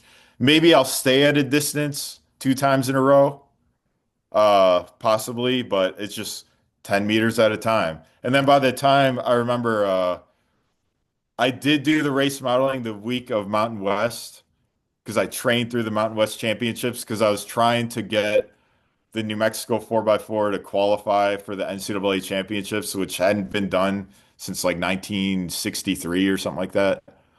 And so that was like the goal all along. And I also thought I could get maybe one or two of the guys in the Open as well, the way they were training. So I trained through Mountain West, and they still ran really well. Um, and then the week after Mountain West reasonably hard. I just backloaded the week, and then I kind of tapered off after that. Um, so you're playing with density, but you're preserving the progression of the main menu item, which is the race modeling. And then I play with varieties. So it's like the lifting I feel like the lifting program can get so stale so easily. We always just, all right, everyone squats, everyone cleans, everyone, it's just same thing over and over, and it gets a little monotonous. Well, I'll throw some curveballs in there, and maybe do a different kind of complex, do a quarter squat with, some kind of eccentric lift, and then maybe I'm doing a drop hang clean instead of a hang clean, or I'm just doing a hang clean pull, not the full hang clean. So I'll just change things up with the lift solely for this, not having nothing to do with progression. I will just change it, just to kind of keep them on their toes a bit. But obviously, it'll look very similar. And then like I'll insert an intensive tempo session periodically too. It might rotate like a race modeling or speed endurance. It might be a race modeling, and then the next week, and these are on Tuesdays, obviously not on Fridays like they are in the fall. I make Tuesdays the main day. So it might be a race modeling one Tuesday, and then the next week it's an intensive tempo. And then the third one, it's like a speed endurance where we're not doing the race modeling, but we're doing kind of like what Wakeknight said. He said like two or three 220s really hot. For me, it might be two 250s really hot. And when I do the speed endurance, kind of similar to what I mentioned earlier with I think of race modeling as working the first 300 and then intensive tempo is working on the final 100. The speed endurance is kind of like that. I purposely make the speed endurance like I start at 150 in at the 250 mark and go to the finish. Whereas the race modeling, I start from blocks because I'm working on, you see that difference there. And that's Yeah. how I organize it and I separate those two things because I'm working on the start and I'm working on the finish. And that's so I think density and a bit of variety. I might even like instead of just like the classic increasing the height of depth jumps as the progression meso to meso to meso. I might do some like okay, do five off 24 to 24-inch box, and then do five 18 to 18-inch, and then do five go back to 20. Like I just find ways to kind of like bend things, just to make some stimulation a little different. And so I think like I think the key things for in-season training is density and a bit of variety as well, while Yeah. preserving a bit of progression and not letting the progression die. Mm, Yep. yeah. Some of it is trying to find the marriage between the volumes that you want to still maintain. Because for me, I think that's probably the biggest thing is making sure that there's not this like huge drop off. You talk about detraining where you fall off a cliff on your volume and you're saying, Right. okay, Yep. if I believe that a really high quality tempo extensive workout is 2,400 to 3,200 meters worth of work, how Mhm. can I possibly expect my athletes to maintain the same level of confidence in their aerobic ability Yeah. when they Yeah. don't feel the same as they did in the fall. So it's not even just about what they're capable of, but how they feel. Hey, I ran that 400, and even though it was faster than it was 2 months ago, it's starting to feel worse. And Harder. even Yeah. though my Yeah. speed is Yeah. at its all-time high, the feeling you get afterwards, feeling gassed, not feeling good walking off the track, but feeling like I only have one good effort left in me. We've all kind of seen that where a kid has one good effort, they make it through the first round at regionals, and then they are in a race fighting for their life to get to Eugene, Oregon, and they Yeah. run terrible because they have one shot left. Right. Um, Yeah. One bullet left in the chamber. Yep. Yep. Yes. And Sure. so maintaining the training volumes that they're used to, just to continue that feel of confidence, knowing that I have gears that I can reach down and get to when I don't feel good. I feel like I try to keep the volume close to what they're used to in the fall, but the reps end up being slightly shorter. Instead of Mm. doing six Yep. threes, maybe we do six 250s. Right. But the 250s are at a much higher quality than what the Mm. threes were because they're more comfortable running fast at that time of year. So you said it is really hard to get fast people to run slow, fast guys to run Yeah. slow. Yeah. Um, if someone's coming off of a really high quality performance, the last thing they want to do is run 300s at 75% Right. intensity and go out Yeah. there and jog 46 or 47. Yeah. So maybe you allow them to do 250s instead of threes. The Right. volume is really, really comparable, but they can start coming through the 227 or 28 instead of 30 or 31, Yeah. and now you feel confident that my volumes haven't fallen off a cliff. The kid still feels fit. They're allowed to express their fitness and the quality that they've developed over the last 6 months, and they don't feel basically like harnessed or held back. Because Yeah. at some point in time, going back to slow stuff, it really is destructive Yeah. and I agree. counterintuitive. Yep. So Yep. we can't go in reverse and say, I want you to intentionally run too slow. Allow the kid to run at what their new 75% is. Because Yeah. what That's 75% in good. October was is different than what 75 or 80% is in May when they're ready to have a peak performance. So For trying to sure. edit those things, like you said, the variety is definitely something you try to mix in there. Yeah, Yep. that's Yep. that's great. Last one for both of you. I don't know if Ernie's coming back, but he keeps chiming in there. Yeah. I'm I know I'm he I'm, keeps I'm like waiting for coming him to. like, yep. He I'm just waiting wants for to him to steal all our appear. workouts. Yeah, I think he's ready for this one. Yeah, smart move to be honest. The last one is really iteration. So if you guys have been, you've been around the block at this stage, the both of you, what's changed at all? Obviously, you guys have your systems, but I even hear the fluidity in what Jason does with what person. And I suppose what I'm asking is how you came to that conclusion, like what experiences led to Yeah. some iteration on your points. Yeah, I can kick this one off and let Wakeknight close it up. Yeah, I guess I don't have like too much iteration because I haven't I did coach I coached sprints and long sprints kind of off and on at Loyola. Um Gotta sneeze. Maybe not. Um but like at New Mexico, I was clear, I was the sprints coach, kind of everything coach, but I suppose my biggest success was in the sprints, but now I don't coach it anymore, so I haven't like had a lot of iteration the way Wakeknight would Hmm. because I don't have the longevity. It's kind of like I coach it like at Loyola. I was an assistant. I took over the sprints from Wakeknight, and I did that for 2 years, and then I became the head coach. And it was like I just coached whatever my assistants could not coach when I was head coach at Loyola. And so like some years I would do sprints, some years I wouldn't do it. And so I don't have the consistency. I've always coached jumps. There's never been a year where I didn't coach jumps, but sprints has kind of been off and on, I'd say. So I don't have the iteration. But there is one kind of anecdote that I mentioned like before we started recording that I found you can kind of take it, leave it, I did find it kind of interesting. And I thought about like if I ever did return back to coaching the 400, maybe there was something to it. But basically, like it was my first year at New Mexico, so fall 2021. In August, I got to Albuquerque, and then the first year was essentially the 2022 season, extremely successful. Um, one of those assistant coach of the year things that Wake Knights got behind him.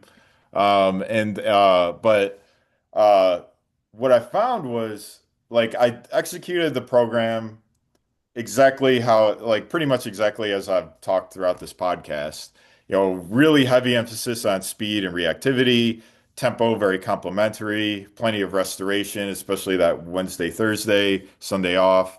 Did that the whole fall, the group rocking and rolling, looking amazing. Went into the indoor season in January, continued on that same path with the race modeling, playing with density, keeping people healthy. I mean, all those guys that was coaching that year, they all broke their outdoor PBs indoors, I think, in their first race. And so, they got off to a rocking hot start. All improved their 200s dramatically. That was one other note I would say, like within season training. I think there's a lot of value in not racing the 400 too much. You got to kind of pick your times to race the 400, but you can do a lot of other things like run some 4x1s, run the 200 more than you run the 400.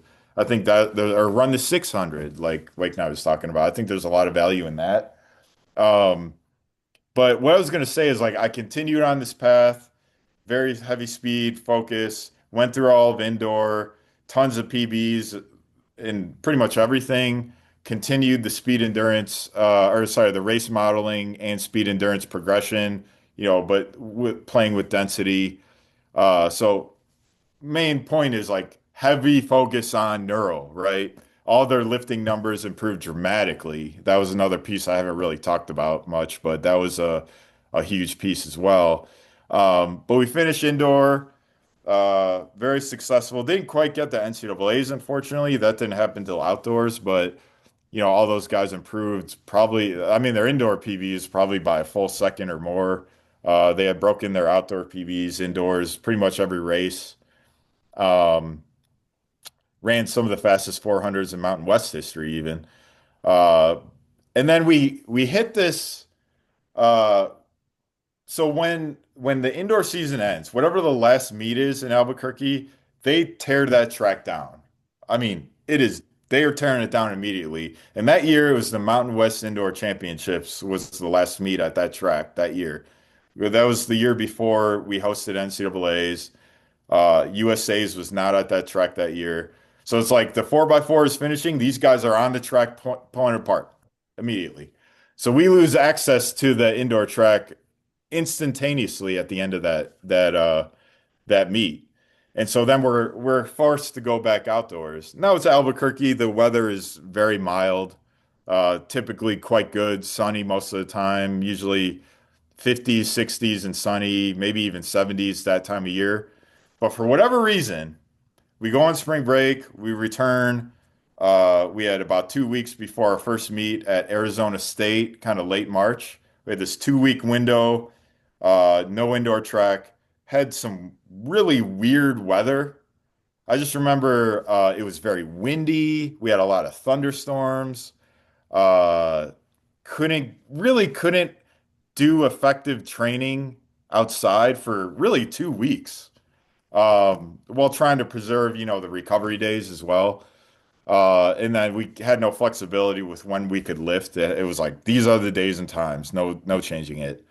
And so, but there was we had a pretty good access to an indoor football field, which is a 100-yard full 100-yard turf football field.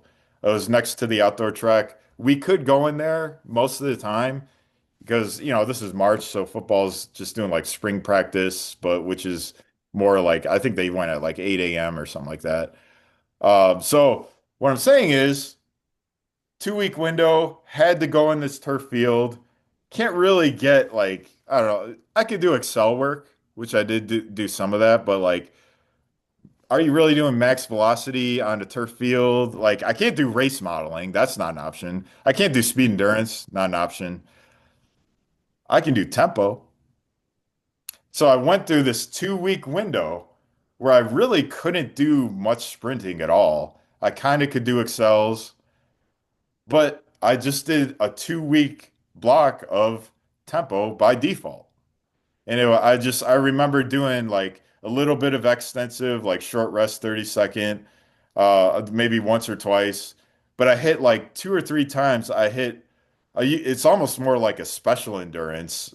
It's somewhere in the special endurance, maybe intensive tempo, depending on how you look at it. But I remember doing like uh, 3 reps, 8 minutes in between. It would be like 50-second run, 45-second run, 30-second run. And then I did like a 50-second run, 50-second run, 30-second run. It was something like that. I would have to look back at my notes, but it was something of that nature.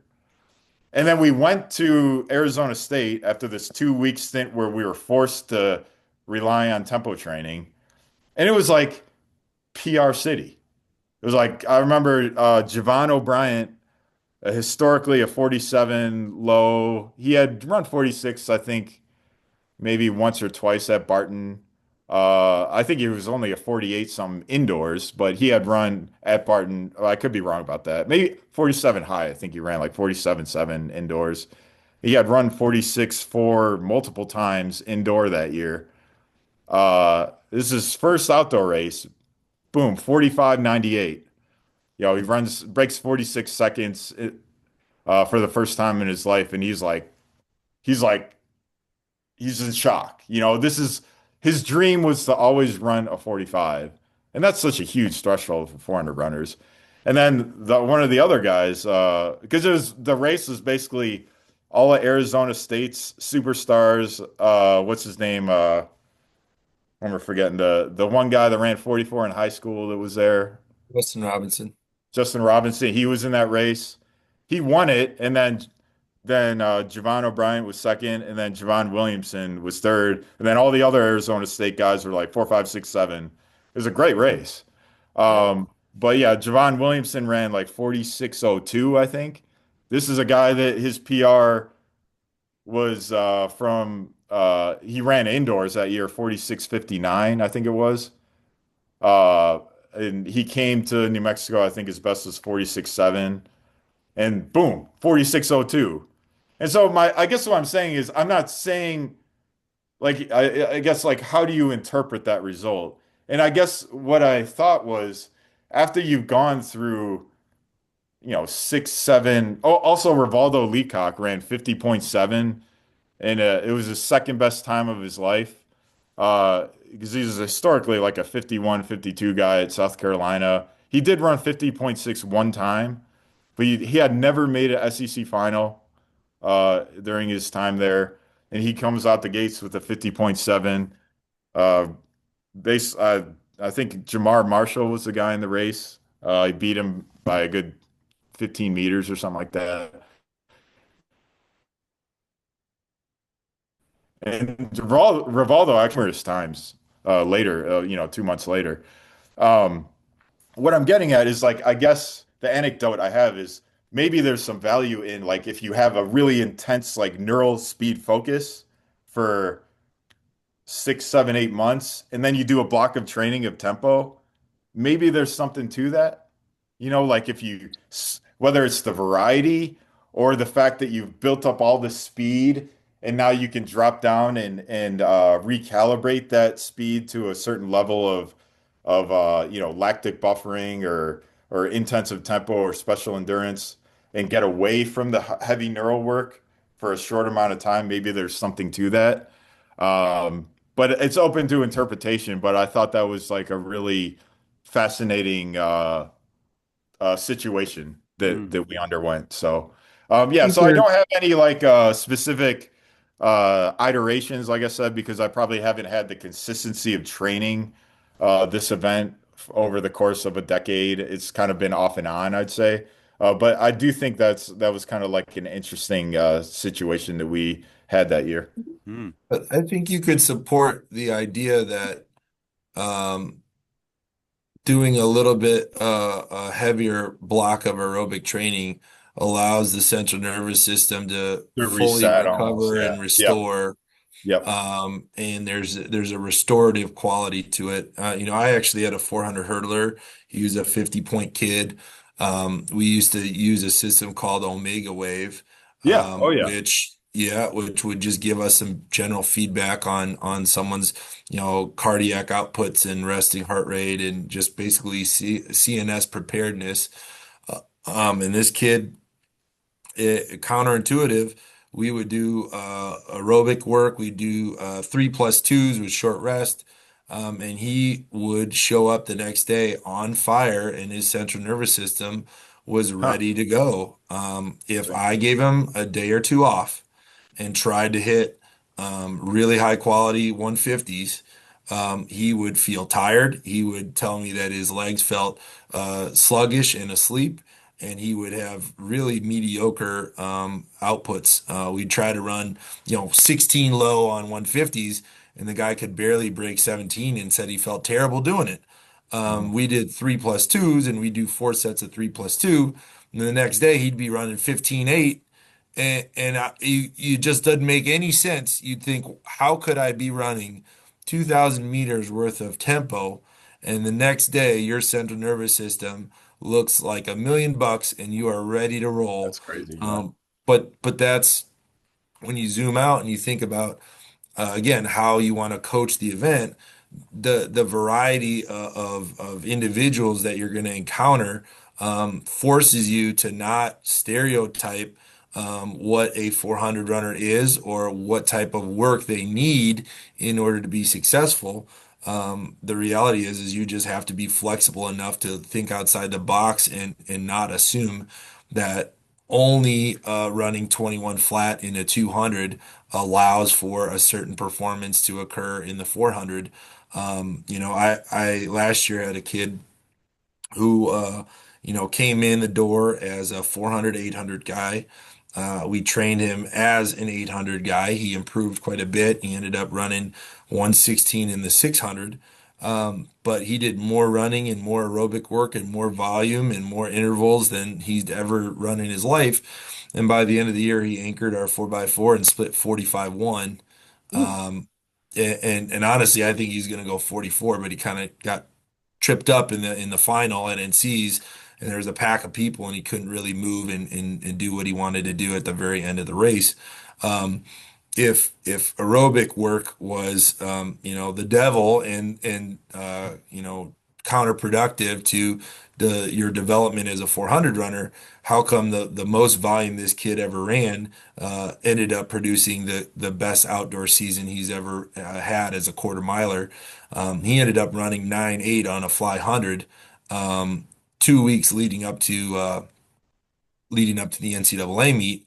Um, 800 runners who are out doing 45-minute tempo runs on Sundays should not be able to run 9.8 if yeah. we assume that there's only one road that leads to Rome. Right. So the Yeah, variety matters a lot. definitely. And for me, I look at, how we talk to our athletes about, their progression. And so many kids are comparing themselves to what they have done versus thinking about what the future version of themselves is Mm. capable of. And so one of the things that I constantly talk about when I have one-on-one meetings regarding, future performance is, okay, you're a 46 flat runner. What does the 45 flat version of you do? Mm. What does that person do on this workout? And we talk about avoiding workouts or avoiding sessions that you don't like. Well, if Mm. I'm asking you to do more aerobic work than you're willing to do, but then I zoom out and say, okay, the 45 flat version of you can't do more than 300s before tapping out and walking off the track and saying, this is too much aerobic work. I call bull. This is not true. You need to think about that version of yourself at the highest levels of the sport. Ask yourself what that person is running in a 200, what that person is doing on tempo work, what that person is lifting in the weight room, and then hopefully that gives you some perspective on where you're headed because so many people see the number that they want to get to, but they're just constantly comparing to how much better they used to be and not really having a better perspective on what needs to happen Yeah. in order to produce that next level of performance. You alluded to the curriculum, the stuff that Yeah. Yeah. Boo teaches, and there's some really finite numbers in the weight room that Mhm. correlate to Olympic level performances. If you Absolutely. can't, squat your body weight, the chances of you being a 19.6 200-meter runner are like Yeah. zero point 0, Yeah. right? Like there's Yeah. It doesn't 0%, exist. Yep. Yeah. doesn't Totally. exist. So I think, over time, if I know Bob is a great, record keeper and has a lot of things that, he can compare to over time, as come across some of these physical specimens or even not come across the kids that, weren't physical specimens, but developed themselves into a Yeah. high performer. Ernie's done that as well as anybody in the country. How did Trevor Bassett become Trevor Bassett? Well, Mhm. let's walk that path and let's see what are the qualities that developed over time and tell me on a fly 100, tell me in a back squat, tell me in a hang clean what numbers that guy was able to hit. And at the very least, can we start chasing those qualities that are rooted in success, and then Yep. now maybe they can develop and grow into the final performance. Obviously, race model and some very specific work needs to kind of bridge the gap. But what are the foundational pieces that are going to produce that performance? What are the commonalities? Like Ernie mentioned earlier, like, hey, everyone's got their own style, but at the same time, you're still going to see movements that are very similar, and whether or not someone has a different running style or a different approach at takeoff, they're going to end up being in the exact same position if you're both 26-foot long jumpers, Yep. right? They're going to end up in the same spot. How they got there might be stylistically different, but how you get to run 44.5, you're going to have speed and endurance qualities that match up and Mhm. overlap at some point. It just ends up being who you're working with. And are we overlapping more on the speed side of things? Are we an endurance athlete that only meets in the special endurance, in the middle? Like when I coached Kareem Bartley and Maria Harris, those guys were opposite ends of the spectrum. Kareem could run like 9.0 or 9.1 on a fly 100. He was very impressive on the sprint side of things, super elastic. When I recruited Mario, he was running on the 4x8. He ran, I think, 21.6 in the 200 out of high school. And where they met in the middle was the super specific Yep. SE2 stuff, where they Yep. could run three 300s or a 350, a 250, and a 220, and they could both crush that workout. But when I put them together, I was very selective and particular about what I wanted from those sessions. And I was super specific about how I mixed them together in workouts. Because otherwise, if I put a workout, it would help Mario and it would just defeat Right. Kareem and crush him Yep. because it was catered completely towards one athlete and not the other. And so you just had to try to play around with what appropriate distance made the most sense for a workout. Kind of like when you have that game of, okay, at what distance would Ingebrigtsen and pick an 800 runner? At what distance would it be the best distance for them to compete at? Yeah. You kind of have to do that with workouts where you're thinking about at what distance or at what type of workout can I take my guy who's really, really wired, super neural, more of a 200 runner than a 400 runner, but more of a 400 runner than they are a 100-meter runner, if that makes sense. How do I get that guy who's really wired to run a workout and get something out of running with a kid that's more of a 600 runner like Genoa McKeever? When I was coaching him, he would do things aerobically that made me think maybe he's a 144 800 runner. But I wouldn't dare want to put him in the same category as Kareem, even though the outcome was the same. Hmm. I want to We're coming up on 2 hours, and I want to give the Yeah. opportunity for Ernie to jump back Ernie, in here close it out. and close it out. Close it. We are on the topic of, if you haven't gathered, more so like iterations. And I think what Jason was talking about there, which was really interesting, was just how varied this all is. We started by kind of going with philosophies and how we like to, or you guys, I'm not 400 coach, how you guys like to design things. But ultimately, we've seen it happen different ways. You've kind of seen different people come out of your camps and set new trends. And so, yeah, interested to get your thoughts and experiences on the iterations that you've made to your time as a 400-meter coach. Well, I I think one thing that I like a lot is training groups. I'm not as big on coaching. I want to be careful on how I word this, but I don't have a ton of individual sessions. I don't have a ton of individual workouts. I tend to have maximal three groups, um, and those have progressed over the years in terms of not necessarily what like a long sprinter needs, but really what do they need to progress. I like what um, Coach Wakeknight just talked about in terms of volume is the devil, yet a guy ends up splitting 45-1 for him. And I think there's a couple important pieces about that. The first is everyone has their potential. It's embedded inside of them. It's our job. We get paid to figure out how to uh, make that surface. I think sometimes in these certification courses and in the knowledge going around, when I flip through social media, there's so many people that think they have the answer. And at my age of almost 50 years old now, I'm smart enough to know there isn't any singular right way, including mine.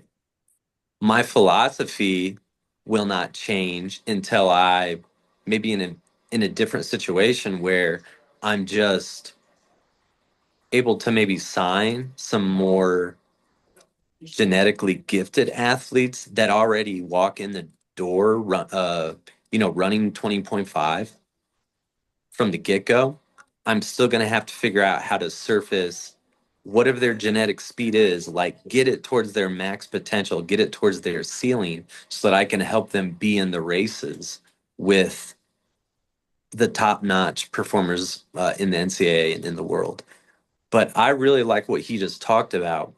Um, I'm always trying to find um, ways to get my people to work in groups and talk to them differently and cue them differently within those three groups, so that their potential can surface. Now, I'll use some practice examples too.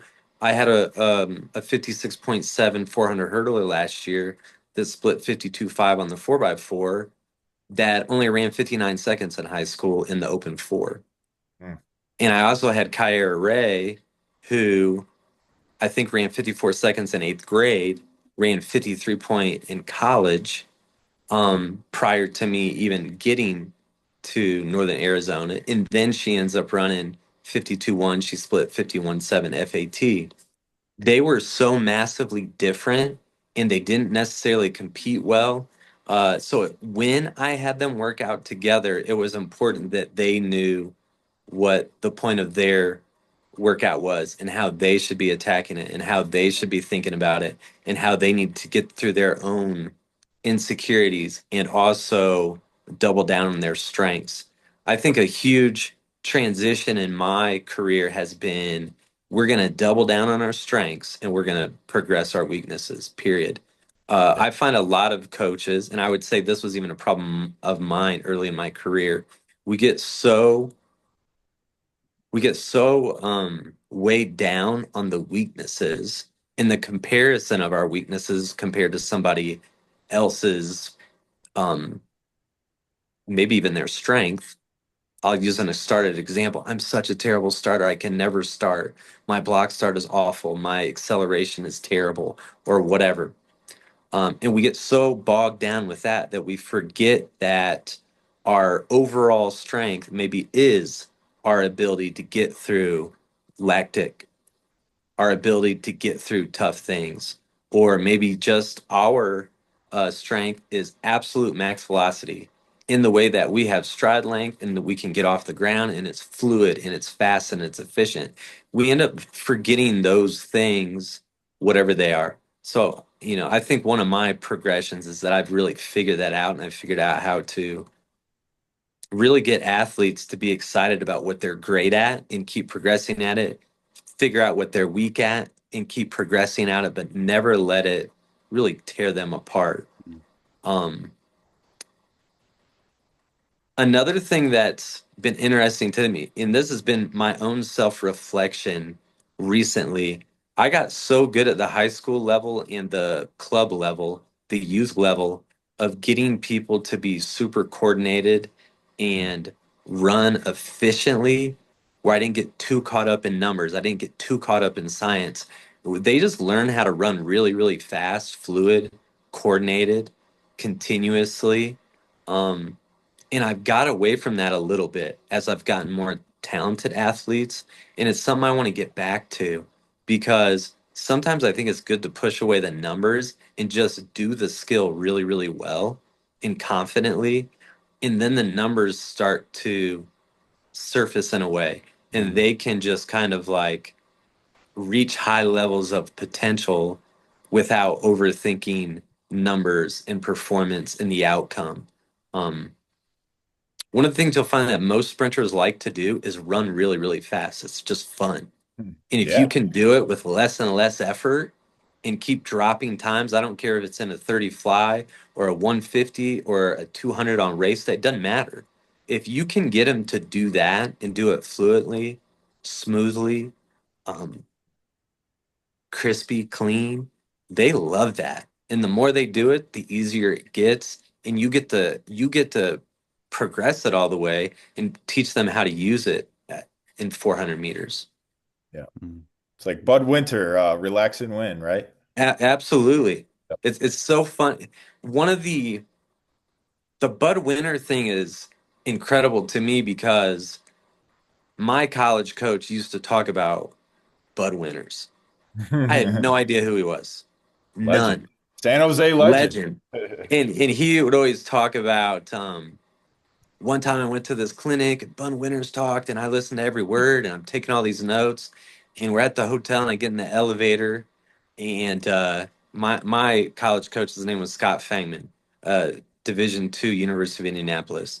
But he's like, I'm in the elevator with him and I'm like, Coach, you really do all that stuff you just talked about? I took a lot of notes, really interested in what you're doing. He goes, and Bud said something like, "That's the stuff we do. It's not that complicated. Um, and all of you guys can have all my stuff because you ain't got Bud Winners." But I'll never forget that because it was more about it wasn't the Yeah. knowledge, it wasn't the workouts, it wasn't his cues. It Right. was Yeah. more about his ability to figure it out with his Yeah. athletes, and that's Yeah. what I do. And then I go to San Jose State, which that's where the legend was built. Yeah. And to find out but before I even before I went looked into that job, I didn't realize that was the place and that was the guy and all this stuff. And Oh man, it yeah. was so cool to like circle all Heck that yeah. back to that conversation with my um college coach, because it's never about the information. It's what you do with it. It's the relationships that you build. It's whether you believe in them and you can get them to believe in you. And now we go to work, which is part of the reason why so many different methods work. It's not just one method. Right. And I think the flip of that is, again, it's our job to figure out what's going to make their potential and their actual abilities, whatever their strengths are. How can we get that to surface towards the highest level, towards the ceiling of their potential, so that we can be like, yeah, that was incredible, and they're never going to have any regrets. Mm. Well, Yeah, I think that I was gonna say your workout philosophy as a coach, it none of us invented track and field. We weren't Right. around 500 years ago. Um, it's very hard to find someone who has anything unique mm, versus finding I someone agree. who's a master thief, right? Like you got to be a master Mhm. at yeah, taking apart things that you believe are true or untrue of other people, and other people's philosophies, and then piecing them together and creating a mosaic with all these, I selective agree. ideologies that I believe this is true, but not 100%, and Yes. then creating your own picture. And so when you share that stuff, like if I were to share my information with people and say, hey, here's everything we did over the last month, it would still be too small of a snapshot to I agree. really take it and run with it and implement it at another program because and you'd probably have to take the last 12 years of my stuff Yep. and put it all together and say, oh, here's how Wakeknight got to this point, Yep. and here's where he screwed up. I see where he screwed up 3 years ago, and that didn't work very well. And they ran 305 and not 301, and they had a 301 team, and he found a way to get them run slow. Um, you have to be a thief and being able to just pick apart the details and the Yep. minutia, like the little bits and pieces that, like you said, may seemingly be easy and simple when put on a screen. If Bud says, "Hey, this is the stuff we do," it like you said, Bob said it 5 times already this during this chat.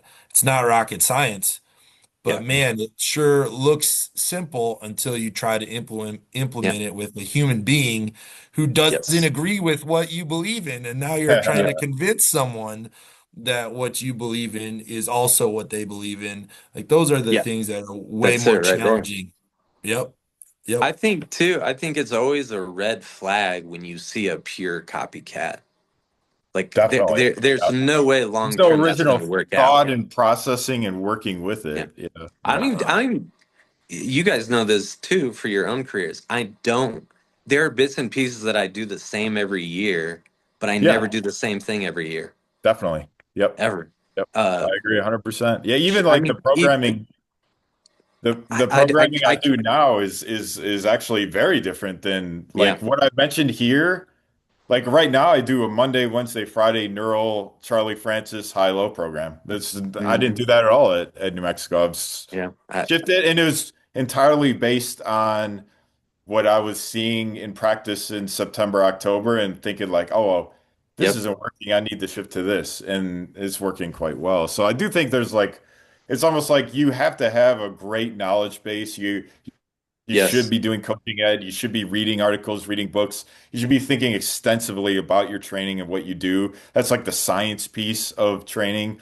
But then there's like the art of coaching. Then there's like the art, and that's kind of Yeah. what we're referring to. And that's like a much more like you build this, and then from here you catapult into the art of coaching, and that's when the real So, magic happens. And so yeah. that's where I think like I've referred to it in my own life as like a constructive mindset where you're able to problem solve within the Yes. context of an actual practice where you can identify and make adjustments. And that's not something you can read a book on necessarily. That's like something you work out through experience and a lot of failure and tinkering until you kind of strike gold. And so I'm a meticulous planner with my programming, and I write the whole week out every single week, and I send it to the athletes. They know what the plan Yep. is, but that doesn't mean that's what we're actually doing. Like I'm always Sure. tinkering, manipulating, kind of changing things on the fly. I'll text our lifting coach an hour before the lift, and I'll be like, "Hey, Haley, let's do this instead of this, or let's take this out, or no, Haley, they look great today. Let's take advantage of this. Let's add." And she's really flexible in working with that. But I Good. think that's where you go from being a good coach to an elite coach, or at least getting close to being an elite coach is that art of coaching, that ability to problem solve, that ability to always I think part of it is just staying level-headed, whether you've won an NCAA title or you've had whether I've said this before or I've written it in my notes, whether you set a PB or a PW, a personal worst, you still have to go to practice on Monday. You still And go to so I work. think there's That's what I always always say too. Doesn't matter. problem solving, figuring things out. And that's where like you can't that's not like a program thing. That's a in the moment problem solving, training your thinking and your ability to uh refine your craft, I guess it would be Mm. how I'd say And it. and Yeah. it's knowing your personnel Knowing your too. people. Yeah. You Yep. said you send people to plan, and honestly, I do the opposite because in some of my events, I'll have people that if it's written down, their foot will hurt on Yeah. rep 4, but they're gonna run Yeah. 5 reps because it was written down. And so I can't take a risk of people being so stubborn that they're gonna Yeah. do the whole workout as written, and not have the flexibility to make adjustments and pull back when necessary. And so I know what I want to do, and I usually have option A and option B.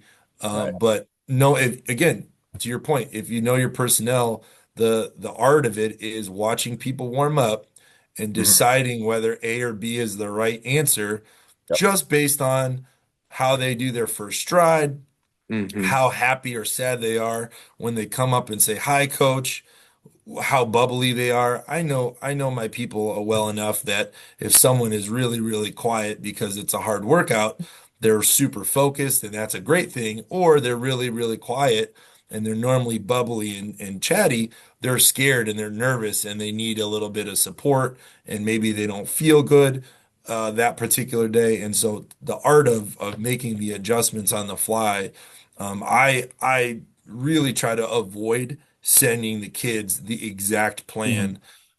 And I like the plan to be rooted in how I see them functioning and operating on that particular day. Somebody right now in the building has just finished their third final. That plan is going to be different than the person that is done with their finals and is a senior and is taking courses that they don't need to get a degree.